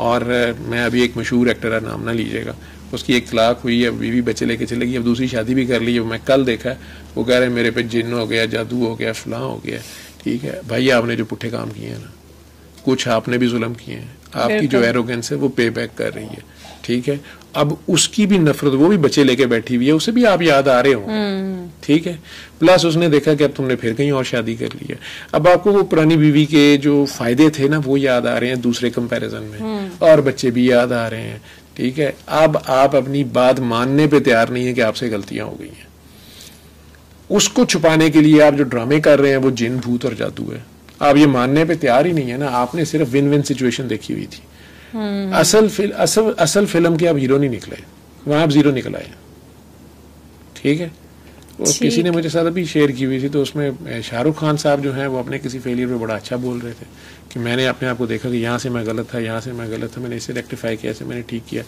हालांकि शादी उसने एक नॉन मुस्लिम से शायद की हुई है, इतना रिलीजियस बंदा नहीं है, लेकिन लाइफ के बारे में बहरहाल उसकी अप्रोच जो है वो ज़्यादा प्रैक्टिकल है। ठीक है, वो अपने आप को भी पहचान रहा है, कहाँ तक उसका रोल है और कहाँ से डिवाइन इंटरवेंशन है उसको भी पहचान। ठीक है, यहाँ पे अल्लाह को भी निकाल देते हैं, अपने आप को भी निकाल देते हैं, कीते कराए दे पा दो, जिन्ना दे पा दो, जादू दे पा दो। ठीक है सर, ये हर्निया क्या होती कर देते हैं? हर्निया आपकी ये जो पेट की ऑरिफिस जितनी कवरिंग है ना, ये 2 3 4 कवरिंग्स हैं। ठीक है, बिल्कुल बाहर तो स्किन है, इसके नीचे फैट की भी लेयर है, फिर मसल्स हैं, फिर अंदर जाके एक अपनी थैली है जिसके अंदर पेट के ऑर्गन्स हैं। ठीक है, उस थैली के भी फिर अंदर एक थैली है और फिर उसके अंदर ऑर्गन्स हैं। लेकिन ये जो मसल्स हैं पेट के, ये कई बार ओवर स्ट्रेचिंग के साथ, वेट ट्रेनिंग कर रहे थे आप उससे, या प्रेगनेंसीज हुई, बाद में पेट शायद आपने उससे एक्सरसाइज फिर वापस नहीं की, मसल्स अपने स्ट्रॉन्ग नहीं किए, उनमें कहीं गैप आ गया, उसके अंदर से जो पेट की थैली है ना वो थोड़ी सी बाहर को आ गई। उसमें आप वो बम्प सा जो नजर आएगा उसे आप हर्निया कहते हैं। कई बच्चे छोटे पैदा होते हैं, उनके भी मसल्स वीक होते हैं, रोता रहता है, खांसी करता रहता है, उसे हर्निया बनना शुरू होता है नीचे। तो वो कहीं जो ऑपरेशन होगा हाई करना पड़ेगा वो। लेकिन जो बच्चा स्ट्रांग होता है, अगर उसके मसल्स स्ट्रांग होते हैं या आप अपनी एक्सरसाइज अच्छी कर लेते हैं, मसल्स डेवलप करते हैं, तो कुछ हर्नियाज बड़े आराम से जो रिड्यूसेबल थे वो अंदर चले जाते हैं, वापस आप उसको कवर कर लेते हैं। नहीं तो ऑपरेट करके फिर डॉक्टर साहबान वहाँ पे कई बार जाली रखते हैं या स्टिचिंग करते हैं। हर्निया वो है, ये भी मेल और फीमेल दोनों को हो सकता है, दोनों के मसल्स हैं। ठीक है, और ये इस एज में हो जाती है 30? ये बिल्कुल इस एज में जरा ज्यादा होंगी। अब उसने प्रेगनेंसीज भी कर ली हैं, मेल साहब ने भी वेट ट्रेनिंग एक्सरसाइजेज या कुछ जरा ज्यादा की। ठीक है, उनके यहाँ पे नीचे जो है स्पर्मेटिक कॉर्ड्स निकल रही होती हैं, वहाँ से एरिया जरा ज्यादा होता है, इंग्वाइनल रीजन, वहाँ से वल्नरेबल है, वहाँ से सुराख ऑलरेडी अब जरा ज्यादा वाइड हो गया, प्रेशर से, खांसी करने से, पेट मोटा होने से, वहाँ से एक आंत थोड़ी सी स्लाइड करके जरा बाहर को आई, या उसकी आउटर कवरिंग तो वो फूल गई, तो ये पता नहीं क्या है जी, मैं खांसी करता हूँ तो ये यहाँ पे फूल जाता है, वो हर्निया होता है। समटाइम्स वो अंदर ही फंस जाए तो पेन शुरू हो जाती है, फिर ऑपरेट ही करना पड़ता है। सर, ये मर्दों में आजकल बड़ा सुना जा रहा है लो स्पर्म काउंट, ये क्या चीज है और ये क्यों होता है? लो स्पर्म काउंट जो है, उसके अंदर जो उसके टेस्टिस जो प्रोड्यूस कर रहे हैं, सीमन के अंदर जो असल में जर्म्स हैं, जर्म सेल्स जो हैं, यूं समझ लें कि स्पर्म उसके बेबी एक स्पर्म से बनता है, ठीक है, एग के, लेकिन वो 1 मिलियन एक फायर में निकलते हैं, उससे ज्यादा निकलते हैं। तो low sperm counts again thought process और डाइट, ये 2 चीजों का बड़ा रोल है। ठीक है, और प्लस उसके यूं कह लें कि मल्टीफैक्टोरियल है, कुछ दवाइयां ऐसी खा ली आपने ज्यादा जानबूझ के, ये ज्यादा अपनी ताकत बढ़ाने के लिए आपने ज्यादा उस तरह की दवाइयां यूज की। ठीक है, तो आपकी आहिस्ता आहिस्ता प्रोडक्शन खत्म हो गई, जल्दी खत्म हो गई। ठीक है, कुछ डिजीजेज ऐसी जैसे ये मम्स होती हैं, ठीक है, छोटे कनपेड़े जिन्हें आप लोग बोलते हैं, वो जर्म्स हैं ऐसे, वो टेस्टिस उसके बिल्कुल ट्रैक कर देते हैं, उसके स्पर्म्स खत्म हो जाए, उस बेचारे को पता ही नहीं होता बचपन में मुझे मम्स हुए थे। ठीक है, वो भी हो सकता है उसका कसूर नहीं है, उसमें स्पर्म्स नहीं है, वैसे वो सारी उसके बाकी हार्मोन्स हैं, तो वो सेक्सुअल परफॉर्मेंस उसकी ठीक है, लेकिन बेबी नहीं हो रहा, तो डॉक्टर्स ने कहीं टेस्ट कराए। ठीक है, वो खातून बेचारी को ब्लेम किया जा रहा था, अचानक पता चला काका जी के पास बंदूक तो है, गोलियां ही नहीं। ठीक है, उसके स्पर्म्स है ही नहीं है।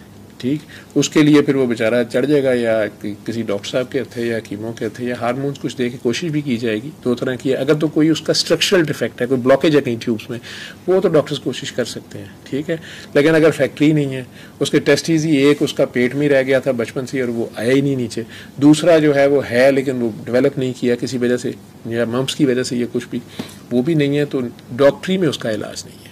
ठीक है, अल्लाह कर दे तो कुछ और है, या कोई और इलाज निकल आए, या एलोपैथी वाले नहीं तो होम्योपैथी वाले अगर वो क्लेम कर लें, या कोई हकीम साहब कर लें, अगर ऐसा हो सकता है तो ठीक है।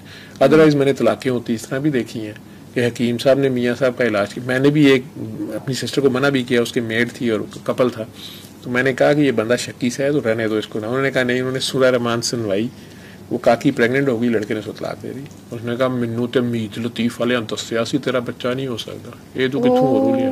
वो कसम उठाती रही, कुरान उठाती रही, उसको बेवकूफ को मैंने कहा अच्छा तुम अपने टेस्ट कराओगे ना, मैं उनकल ही करावा दोबारा, उसने डाइवोर्स दे दी उसको। ओह माय गॉड, इतना उसका मतलब स्पिरिचुअली अगर कोई चीज उसको मिल गई, अल्लाह ने करम कर दिया, तो फिर भी उसने नहीं माना, उसने डाइवोर्स दे दी। डैम, ठीक है, मैं तो अब अगर किसी को बताऊं तो मैं कहता हूं कि ये तुमने पहले टेस्ट करा लेने, ठीक है, बस सही बात है। ऐसे तो वो बेचारी अकेली सफर कर रही है, फिर एक जान लेके और सफर करेगी। अल्लाह माइनस कर दिया ना उसने बीच में से।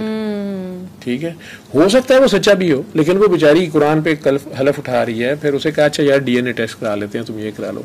जाहिल आदमी था, वो नहीं माना। प्रोस्टेट प्रॉब्लम्स भी हो सकते हैं इस एज में? प्रोस्टेट प्रॉब्लम वैसे यूजुअली नहीं होते, कैंसर किसी एज में भी हो सकता है। ठीक है, ठीक है, लेकिन प्रोस्टेट की जो हाइपरट्रॉफी है वो यूजुअली मेल्स में 50 के बाद जाके हो रही होती है। लेकिन इसमें भी कुछ डाइट्स अगर ठीक कर लें, काफ़ी इस पे अब नई जो रिसर्चेज आ रही हैं वो सारी की सारी अमेरिका में वो डाइट पे बहुत ज़्यादा है, और डाइटरी इम्बैलेंस जो है वो बहुत सी बीमारियों में वो मेन रूट कॉज देखा जा रहा है। उसमें मैं थॉट प्रोसेस को फिर बेसलाइन रखूँगा। ठीक है, नेगेटिव थॉट प्रोसेस जो है उसके साथ प्लस आपकी डाइट इम्बैलेंस्ड है तो वो रिजल्ट्स ज़्यादा वर्स्ट आ जाते हैं। ठीक है सर, 20 से 30 साल के एज में जो लड़के हैं, मर्द हैं, वो इतनी ज़्यादा सिगरेट और ये शीशा ये सब कुछ इनटेक कर लेते हैं, तो इसका इफेक्ट इनको 30 से 40 में क्या होता होगा?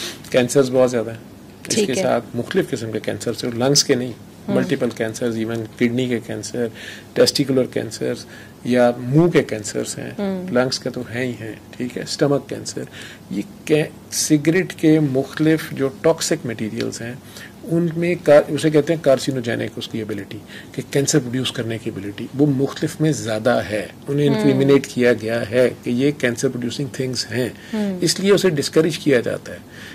ये अभी तक प्रूफ नहीं हो सका कि सिगरेट से होता है, लेकिन उसकी एसोसिएशन ज़रूर है। सिगरेट पीने वालों में वो ज़्यादा है, इसलिए रिकमेंड किया जाता है कि जी आप सिगरेट जो है वो ना पिए। अदरवाइज हम में से बहुत से लोग पैसिव स्मोकर हैं, इतनी पोल्यूशन है हमारे, तो धुआं हम भी कर रहे हैं, खवातीन चूल्हे पे काम कर रही हैं तो वहाँ पे आ रहा है, लकड़ियों की आग पे कर रहे हैं, तो वो इफेक्ट तो करती हैं चीज़ें। तो सर ये जो स्मोकर्स हैं इनके पार्टनर्स को भी कोई नुकसान होता है?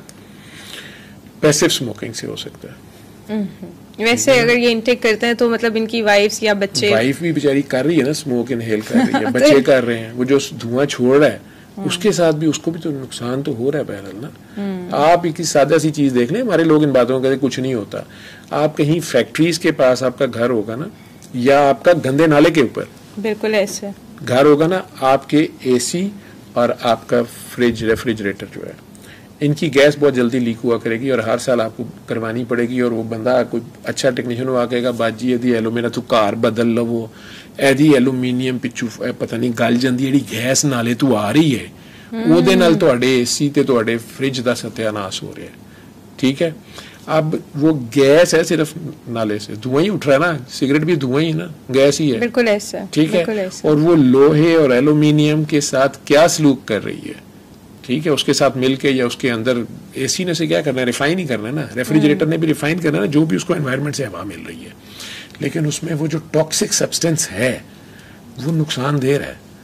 तो वो खातून के पास और बच्चे के पास जो अब्बा जी सूटे लगा रहे हैं, कुछ तो होता होगा। बिल्कुल सही सर। हम जैसे मीडिया के लोग हैं, आप डॉक्टर्स हैं, अब आपका तो आई डोंट नो, लेकिन मैं अपनी बात करूं तो हमारे यहाँ एक बड़ा कॉन्सेप्ट है, हर 15-20 मिनट बाद, आधे घंटे बाद चाय ले आओ, कॉफी ले आओ, चाय पी लें, कॉफी पी लें, या फिर मर्दों के पास एक सिगरेट है, वो सिगरेट पी लें, निकोटीन इफेक्ट आता है। तो इसका भी हमें कोई मतलब होता है डिसएडवांटेज?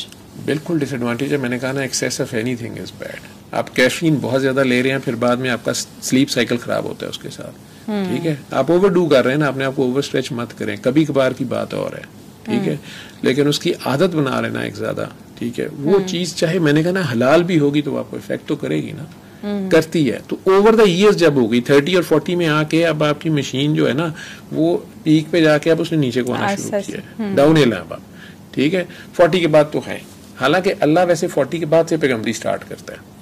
एक ड्यूटी उसकी सारी ट्रेनिंग करके उसके बाद उसे कहता है कि आप इनको मैसेज दो, ठीक, और उसका कैरेक्टरफुल डेवलप कर जाता है, स्ट्रेंथ अल्लाह की तरफ से जो बंदा होता है। लेकिन इंसानों में भी ये चीज है कि उसको 40 के ऊपर आके जो उसने जन्नत जहन्नम बनाई है ना, उसको उसने नजर आना शुरू हो जाता है, नजर आना शुरू हो जाता है, किया धरा अपना सामने आना शुरू हो जाता है। कोई एक वियर्ड चेंज जो किसी 100 में से एक को होता हो, औरतों में भी और मर्दों में भी? 30 और 40 के दरमियान, 30 और 40 में बहुत वियर्ड जो आज तक मैंने ना सुना हो। आपने तो देखा सुना होगा ऑब्वियसली, मैंने ना कम से कम सुना हो। उस वियर्ड चेंज तो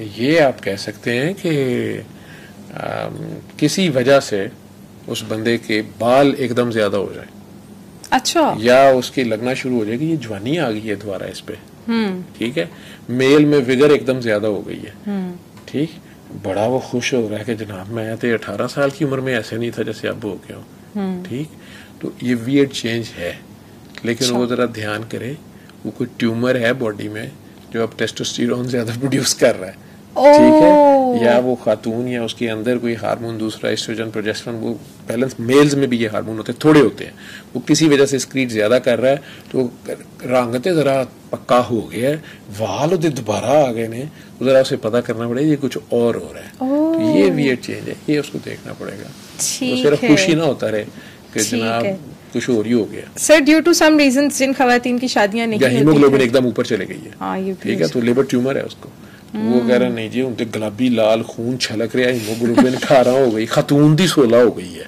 तो वो देखना पड़ेगा कि इसको कुछ डेवलप तो नहीं हो गया उसमें बॉडी के अंदर, इतनी हीमोग्लोबिन ऊपर गई क्यों है। ड्यू टू सम रीजन जिन खवातीन की शादी नहीं होती 30s तक, तो अब एक नया कॉन्सेप्ट आ रहा है, वो अपने एग्स फ्रीज करवा लेती हैं कि चलो जब भी शादी होगी कम से कम हमारे बच्चे तो उसमें से मतलब हो जाए, तो ये क्या प्रोसेस है और इसकी क्या करवाना जायज़ है?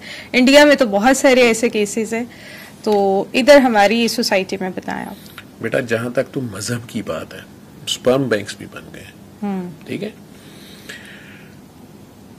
इसमें जायज और नाजायज का फैसला आलमे दीन अच्छा जो है वो करेगा, और एक नहीं, ये पूरा जैसे कहें कि 4-5 जय्यद उलमा को बैठना पड़ेगा जिनका बहुत डीप नॉलेज भी हो, थॉट प्रोसेस भी हो और नीयत क्लियर हो, स्पॉन्सर्ड ना हो, ठीक है, कि उन्हें हुकूमत या कोई मल्टीनेशनल कह दे कि हमें ये फतवा चाहिए और वो फतवा मार्केट में आ जाए, नहीं, तो इसका फैसला तो उलमा करेंगे, ठीक है।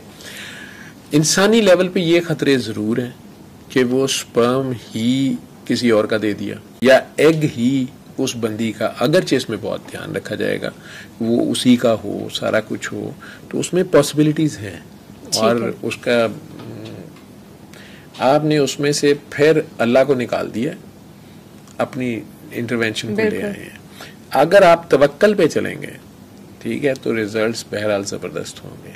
आपने एग फ्रीज करा लिए, आपकी एज 40 में जाके शादी हुई, आपने एग्स ले लिए और आप शुरू हो गए, ठीक है, पता चला मियाँ साहब को एजोस्पर्म है, मियाँ आपने बड़ा ढूंढ के अपनी मर्जी का जो है ना ऑर्डर के मुताबिक कंपनी परफेक्ट दिया है जो आप ढूंढ रही थी, ठीक है, या काकी आपकी मर्जी की ढूंढ के आपने ले ली है, लेकिन बाद में आप पता चला कि वो मां नहीं बन सकती, उसकी तो फ्रोजन पेल्विस है या वो एजोस्पर्मिया का शिकार है, ठीक है, तो अब क्या करेंगे आप, ठीक है, फिर वही आ जाएगी कि ठीक है जी फॉस्टर मदर ले लें या फिर स्पर्म्स डोनेशन मांगे कहीं से, ठीक है, फिर वही हलाल और हराम को देखना पड़ेगा, या किसी बच्चे को लेके पाले, यही होगा ना, बिल्कुल। तो इंटरवेंशन आप मजहब को वैसे तो लोग अब माइनस करना चाह रहे हैं, लेकिन एक बात याद रखें कि जिसने हमें बनाया ना वो हमें हमसे ज्यादा जानता है, उसने हमारे लिए जो डूज और डोंट्स बताए हैं ना, उससे उसे नहीं फर्क पड़ता, हमें पड़ता है, बिल्कुल। तो उसका ख्याल रखते हुए, उस डोमेन के अंदर रहते हुए हम कुछ भी करें। ब्लड डोनेशंस हैं, हम जान बचाने के लिए खून लगाए जाते हैं, लेकिन हम डॉक्टर्स अब मैक्सिमम कोशिश करते हैं कि जहां डायर नीड है वहां ब्लड लगाएं। अदरवाइज ये भी मैं आज आपको बता दूं कि गरीब मुल्कों में क्रॉस मैचिंग ऑलमोस्ट सरकारी अस्पतालों में नहीं होती, मैं चैलेंज करके लाइफ में कह रहा हूँ, ठीक है, गरीब मुल्कों में, अमीर में भी शायद यही हो, बड़ी महंगी किट होती है, सिर्फ ब्लड ग्रुपिंग की जाती है, ठीक है, ब्लड ग्रुपिंग की जाती है और फिर आपको कहा जाता है तुम घंटे बाद आना, क्योंकि उसी वक्त अगर कह दिया जाए कि ठीक है ब्लड लो और जाओ, तो वो बंदा शक में पड़ सकता है कि क्रॉस मैचिंग नहीं किया, कुछ नहीं किया, ठीक है। इसी तरह जो BC और HIV की स्क्रीनिंग की जाती है, उसकी वो किट्स जो शौकत खानम में या किसी प्राइवेट हॉस्पिटल में जहां आपको ठीक ठाक चार्ज किया जाता है, अब देखिएगा कि वहां ब्लड, आपने एक ब्लड बैग लगवाना है तो उसकी कॉस्ट थाउजेंड्स में है, ठीक है, सरकारी अस्पताल में ग्रुपिंग भी हो गई, क्रॉस मैचिंग भी हो गई, और किटें वो आपसे किटें वो मंगवा लेते हैं बाजार से कि BCHIV की किट ले आए, और वो किट पे करके देख ले कि वो अगर अच्छा टेक्नीशियन बैठा हो, जिम्मेदार इंसान, दोस्त इंसान हमदर्द, तो वो करके हाँ ठीक है नेगेटिव है और मोर लगाएगा कि ले जाए। क्रॉस मैचिंग वो भी नहीं करेगा, बड़ी महंगी किट है। ठीक है, ग्रुप पे आपका A और A को दे दिया A, ठीक है, B या तो B को दे दिया B। ठीक, इन हॉस्पिटल्स में, महंगे हॉस्पिटल्स में अगर वो किट नहीं करेंगे, वो एलाइजा से करेंगे। वो जो किट से हम करते हैं ना, 70% चांसेस हैं कि वो ठीक होगी, 30% में वो मिस कर सकती है किट। जो देने वाला खून था उसके अंदर C था या B था या HIV था, लेकिन वो डिटेक्ट नहीं हुआ, वो फॉल्स नेगेटिव दे दिया उसने, और वो अगले बंदे को ब्लड ट्रांसफर हो गया, ट्रांसफ्यूज हो गया। सिमिलरली ज्यादातर A को A लग ही जाता है, B को B लग ही जाता है, O को O लग ही जाता है, तो उसे दे दिया जाता है। वो जो रेयर किस्म की बीच में एंटीजन से जो रिएक्शन हो भी सकता है, वो एक तो कम होती हैं। तो कहते हैं ना कि मजबूरी का नाम शुक्रिया, ठीक है, कम खर्च और बाला नशीन। तो फिर ये सभी को पता है कि क्रॉस मैचिंग नहीं हो रही होती सरकारी अस्पतालों में गरीब मुल्कों में। ठीक है, ठीक है, और वो गरीब को लग जाता है, फिर रिएक्शन हो जाता है तो डॉक्टर बंद कर देते हैं। ठीक, उसके वैसे क्राइटेरियाज आजकल हेल्थ कमीशन है, वो आजकल जोर दे रहा है कि नहीं, आप वो ब्लड बैंक वापस भेजें, वो दोबारा क्रॉस मैच किया जाएगा, कहाँ पे गलती हुई है, किसकी गलती है। अमूमन वो ब्लड बैंक फटाफट फेंक दिया जाता है। उसको फेंकना नहीं होता, उसको रोके, ठीक है, और डॉक्टर ऑन ड्यूटी जो होता है वो आपको एंटी एलर्जिक्स और स्टीरॉइड्स के टीके तो लगा देता है कि ब्लड ट्रांसफ्यूजन रिएक्शन हुआ है। लेकिन अगर कहीं वो ABO इनकम्पैटिबिलिटी है या कोई मेजर ग्रुप इनकम्पैटिबिलिटी है, रीसेस इनकम्पैटिबिलिटी है, उसको सीवियर रिएक्शन हो गया, छोटी मोटी रिएक्शन नहीं हुई है, कई बार जो ड्रिप्स और बैग होते हैं उससे भी रिएक्शन हो रहा होता है, वो अगर हो गया है तो उसका प्रॉपर क्रॉस मैच होना चाहिए। ठीक है, और ख़वातीन को प्रेगनेंसी में उनके अपने अंदर बॉडी में इतनी चेंजेस आई होती हैं, उनमें रिएक्शन की एबिलिटी ज़्यादा होती है। ठीक है, तो ट्रांसफ्यूजन रिएक्शंस बहुत हो रहे होते हैं, और गायनी में उतना ही उनका खून कम होता है, इसलिए वो लोग उन्हें आयरन ट्रांसफ्यूजन और उस पर ज़्यादा रख रहे होते हैं, क्योंकि ब्लड ट्रांसफ्यूजन रिएक्शन अगर हो तो और ज़्यादा खतरनाक है उसके लिए। लेकिन मजबूरी भी होती है, कई बार ब्लड कम भी होता है तो लगाया जाता है। तो हलाल और हराम का जो आप फैसला कर रहे थे, ठीक है, तो उसके फायदे भी हैं, नुकसान भी हैं। अब जूस में एक उनका फिरका है एशकेनाजी जूस, वो पूरे अमेरिका में भी, पूरे यूरोप में भी आप उन्हें ब्लड नहीं ट्रांसफ्यूज कर सकते, चाहे वो मर जाएगा एक्सीडेंट के बाद, जैसे गोली लगी है, जितना मर्जी ब्लड लॉस हो गया है, उसके रिलीजन को इतना ऑनर किया जाएगा, उसका कार्ड पड़ा हुआ होगा, उसके रिकॉर्ड में होगा कि एशकेनाजी जू है, तो उसको ब्लड नहीं लगाया जा सकता, उसके लिए हराम है। वो मर जाएगा, मरे, वो कहेगा मुझे मरने दो, मैंने दूसरे का ब्लड नहीं अपने में शामिल करना। ठीक है, अब आपने तो मजबूरी लगवा लिया ब्लड, ताकत ली लवा लिया, साढ़े तो ताकत ली भी लग जाता है ना। ठीक है, उधर से आ गया B वायरस और C वायरस। गरीबों में ताकत वैसे जरा कम है ना, ये अपने आप को कमजोर समझते हैं, वो बोतल चढ़ाई है जी खून दी। ठीक है, हमारे तो ऐसे जालिम है, वो विनोफर आयरन की इंजेक्शन की ड्रिप लगाते हैं, वो कलर भी ब्लड जैसा होता है, वो कहते हैं खून की कोई ताकत, जी खून च ताकत होती है, कड़ के उसकी ड्रिप लग रही है, और हजारों चार्ज कर रहे होते हैं, उतने में ब्लड लग सकता है। क्या बात है, क्या किया जा सकता है ना, इंसान है, इंसान को खा रहे हैं। सही बात, उसमें 30 और 40 के दरमियान आपके साथ काफी धोखे हो गए होते हैं। ठीक है, आप अब थोड़ा सा और शेकी हो गए होते हैं, किस पे ट्रस्ट करूं किस पे ना करूं। अगर बीवी पे ट्रस्ट करने लगा, बीवी खामंदी करने लगी, वहां भी कई धोखे हो गए होते हैं। ठीक है, कई वादे झूठे निकले होते हैं, इंसान जरा शैटर हुआ होता है। ठीक, लेकिन यहाँ पे अगर अच्छा पार्टनर हो और दोनों का अल्लाह पे फेथ हो, बड़ा स्ट्रांग किस्म से उसके साथ उसकी यूनियन हो, बेटियां हैं तो उसको पूरा बाप ऑनर से कैरी कर रहा हो कि हाँ मेरी बेटियां हैं तो ठीक है, अल्लाह की रहमत है मेरे ऊपर। ठीक है, या बेटे हैं या एक है या नहीं हुआ। ठीक है, मैं ऐसे लोगों को भी जानता हूँ कि एक ही बेबी है और वो भी नॉर्मल नहीं है, 10 साल से 15 साल से उसको इस तरह पाल रहे हैं और इस तरह उसकी खिदमत कर रहे हैं कि शायद किसी नॉर्मल को भी ना होती। ये शुक्र की अदा है। ठीक है, और मैं उन्हें कहता हूँ कि आपका बगैर हिसाब के आप जन्नत में जाएंगे, ये बच्चा आपको लेकर जाएगा। माशाल्लाह, very nice, thank you so much doctor साहब फॉर योर प्रेशियस नॉलेज। बहुत मजा आया, बहुत कुछ सीखने को मिला। इंशाल्लाह अब हम नेक्स्ट सीरीज में मिलेंगे जो 40 से 50 होगी। तो अभी हमने 2 डिकेड्स और कवर करने इंशाल्लाह।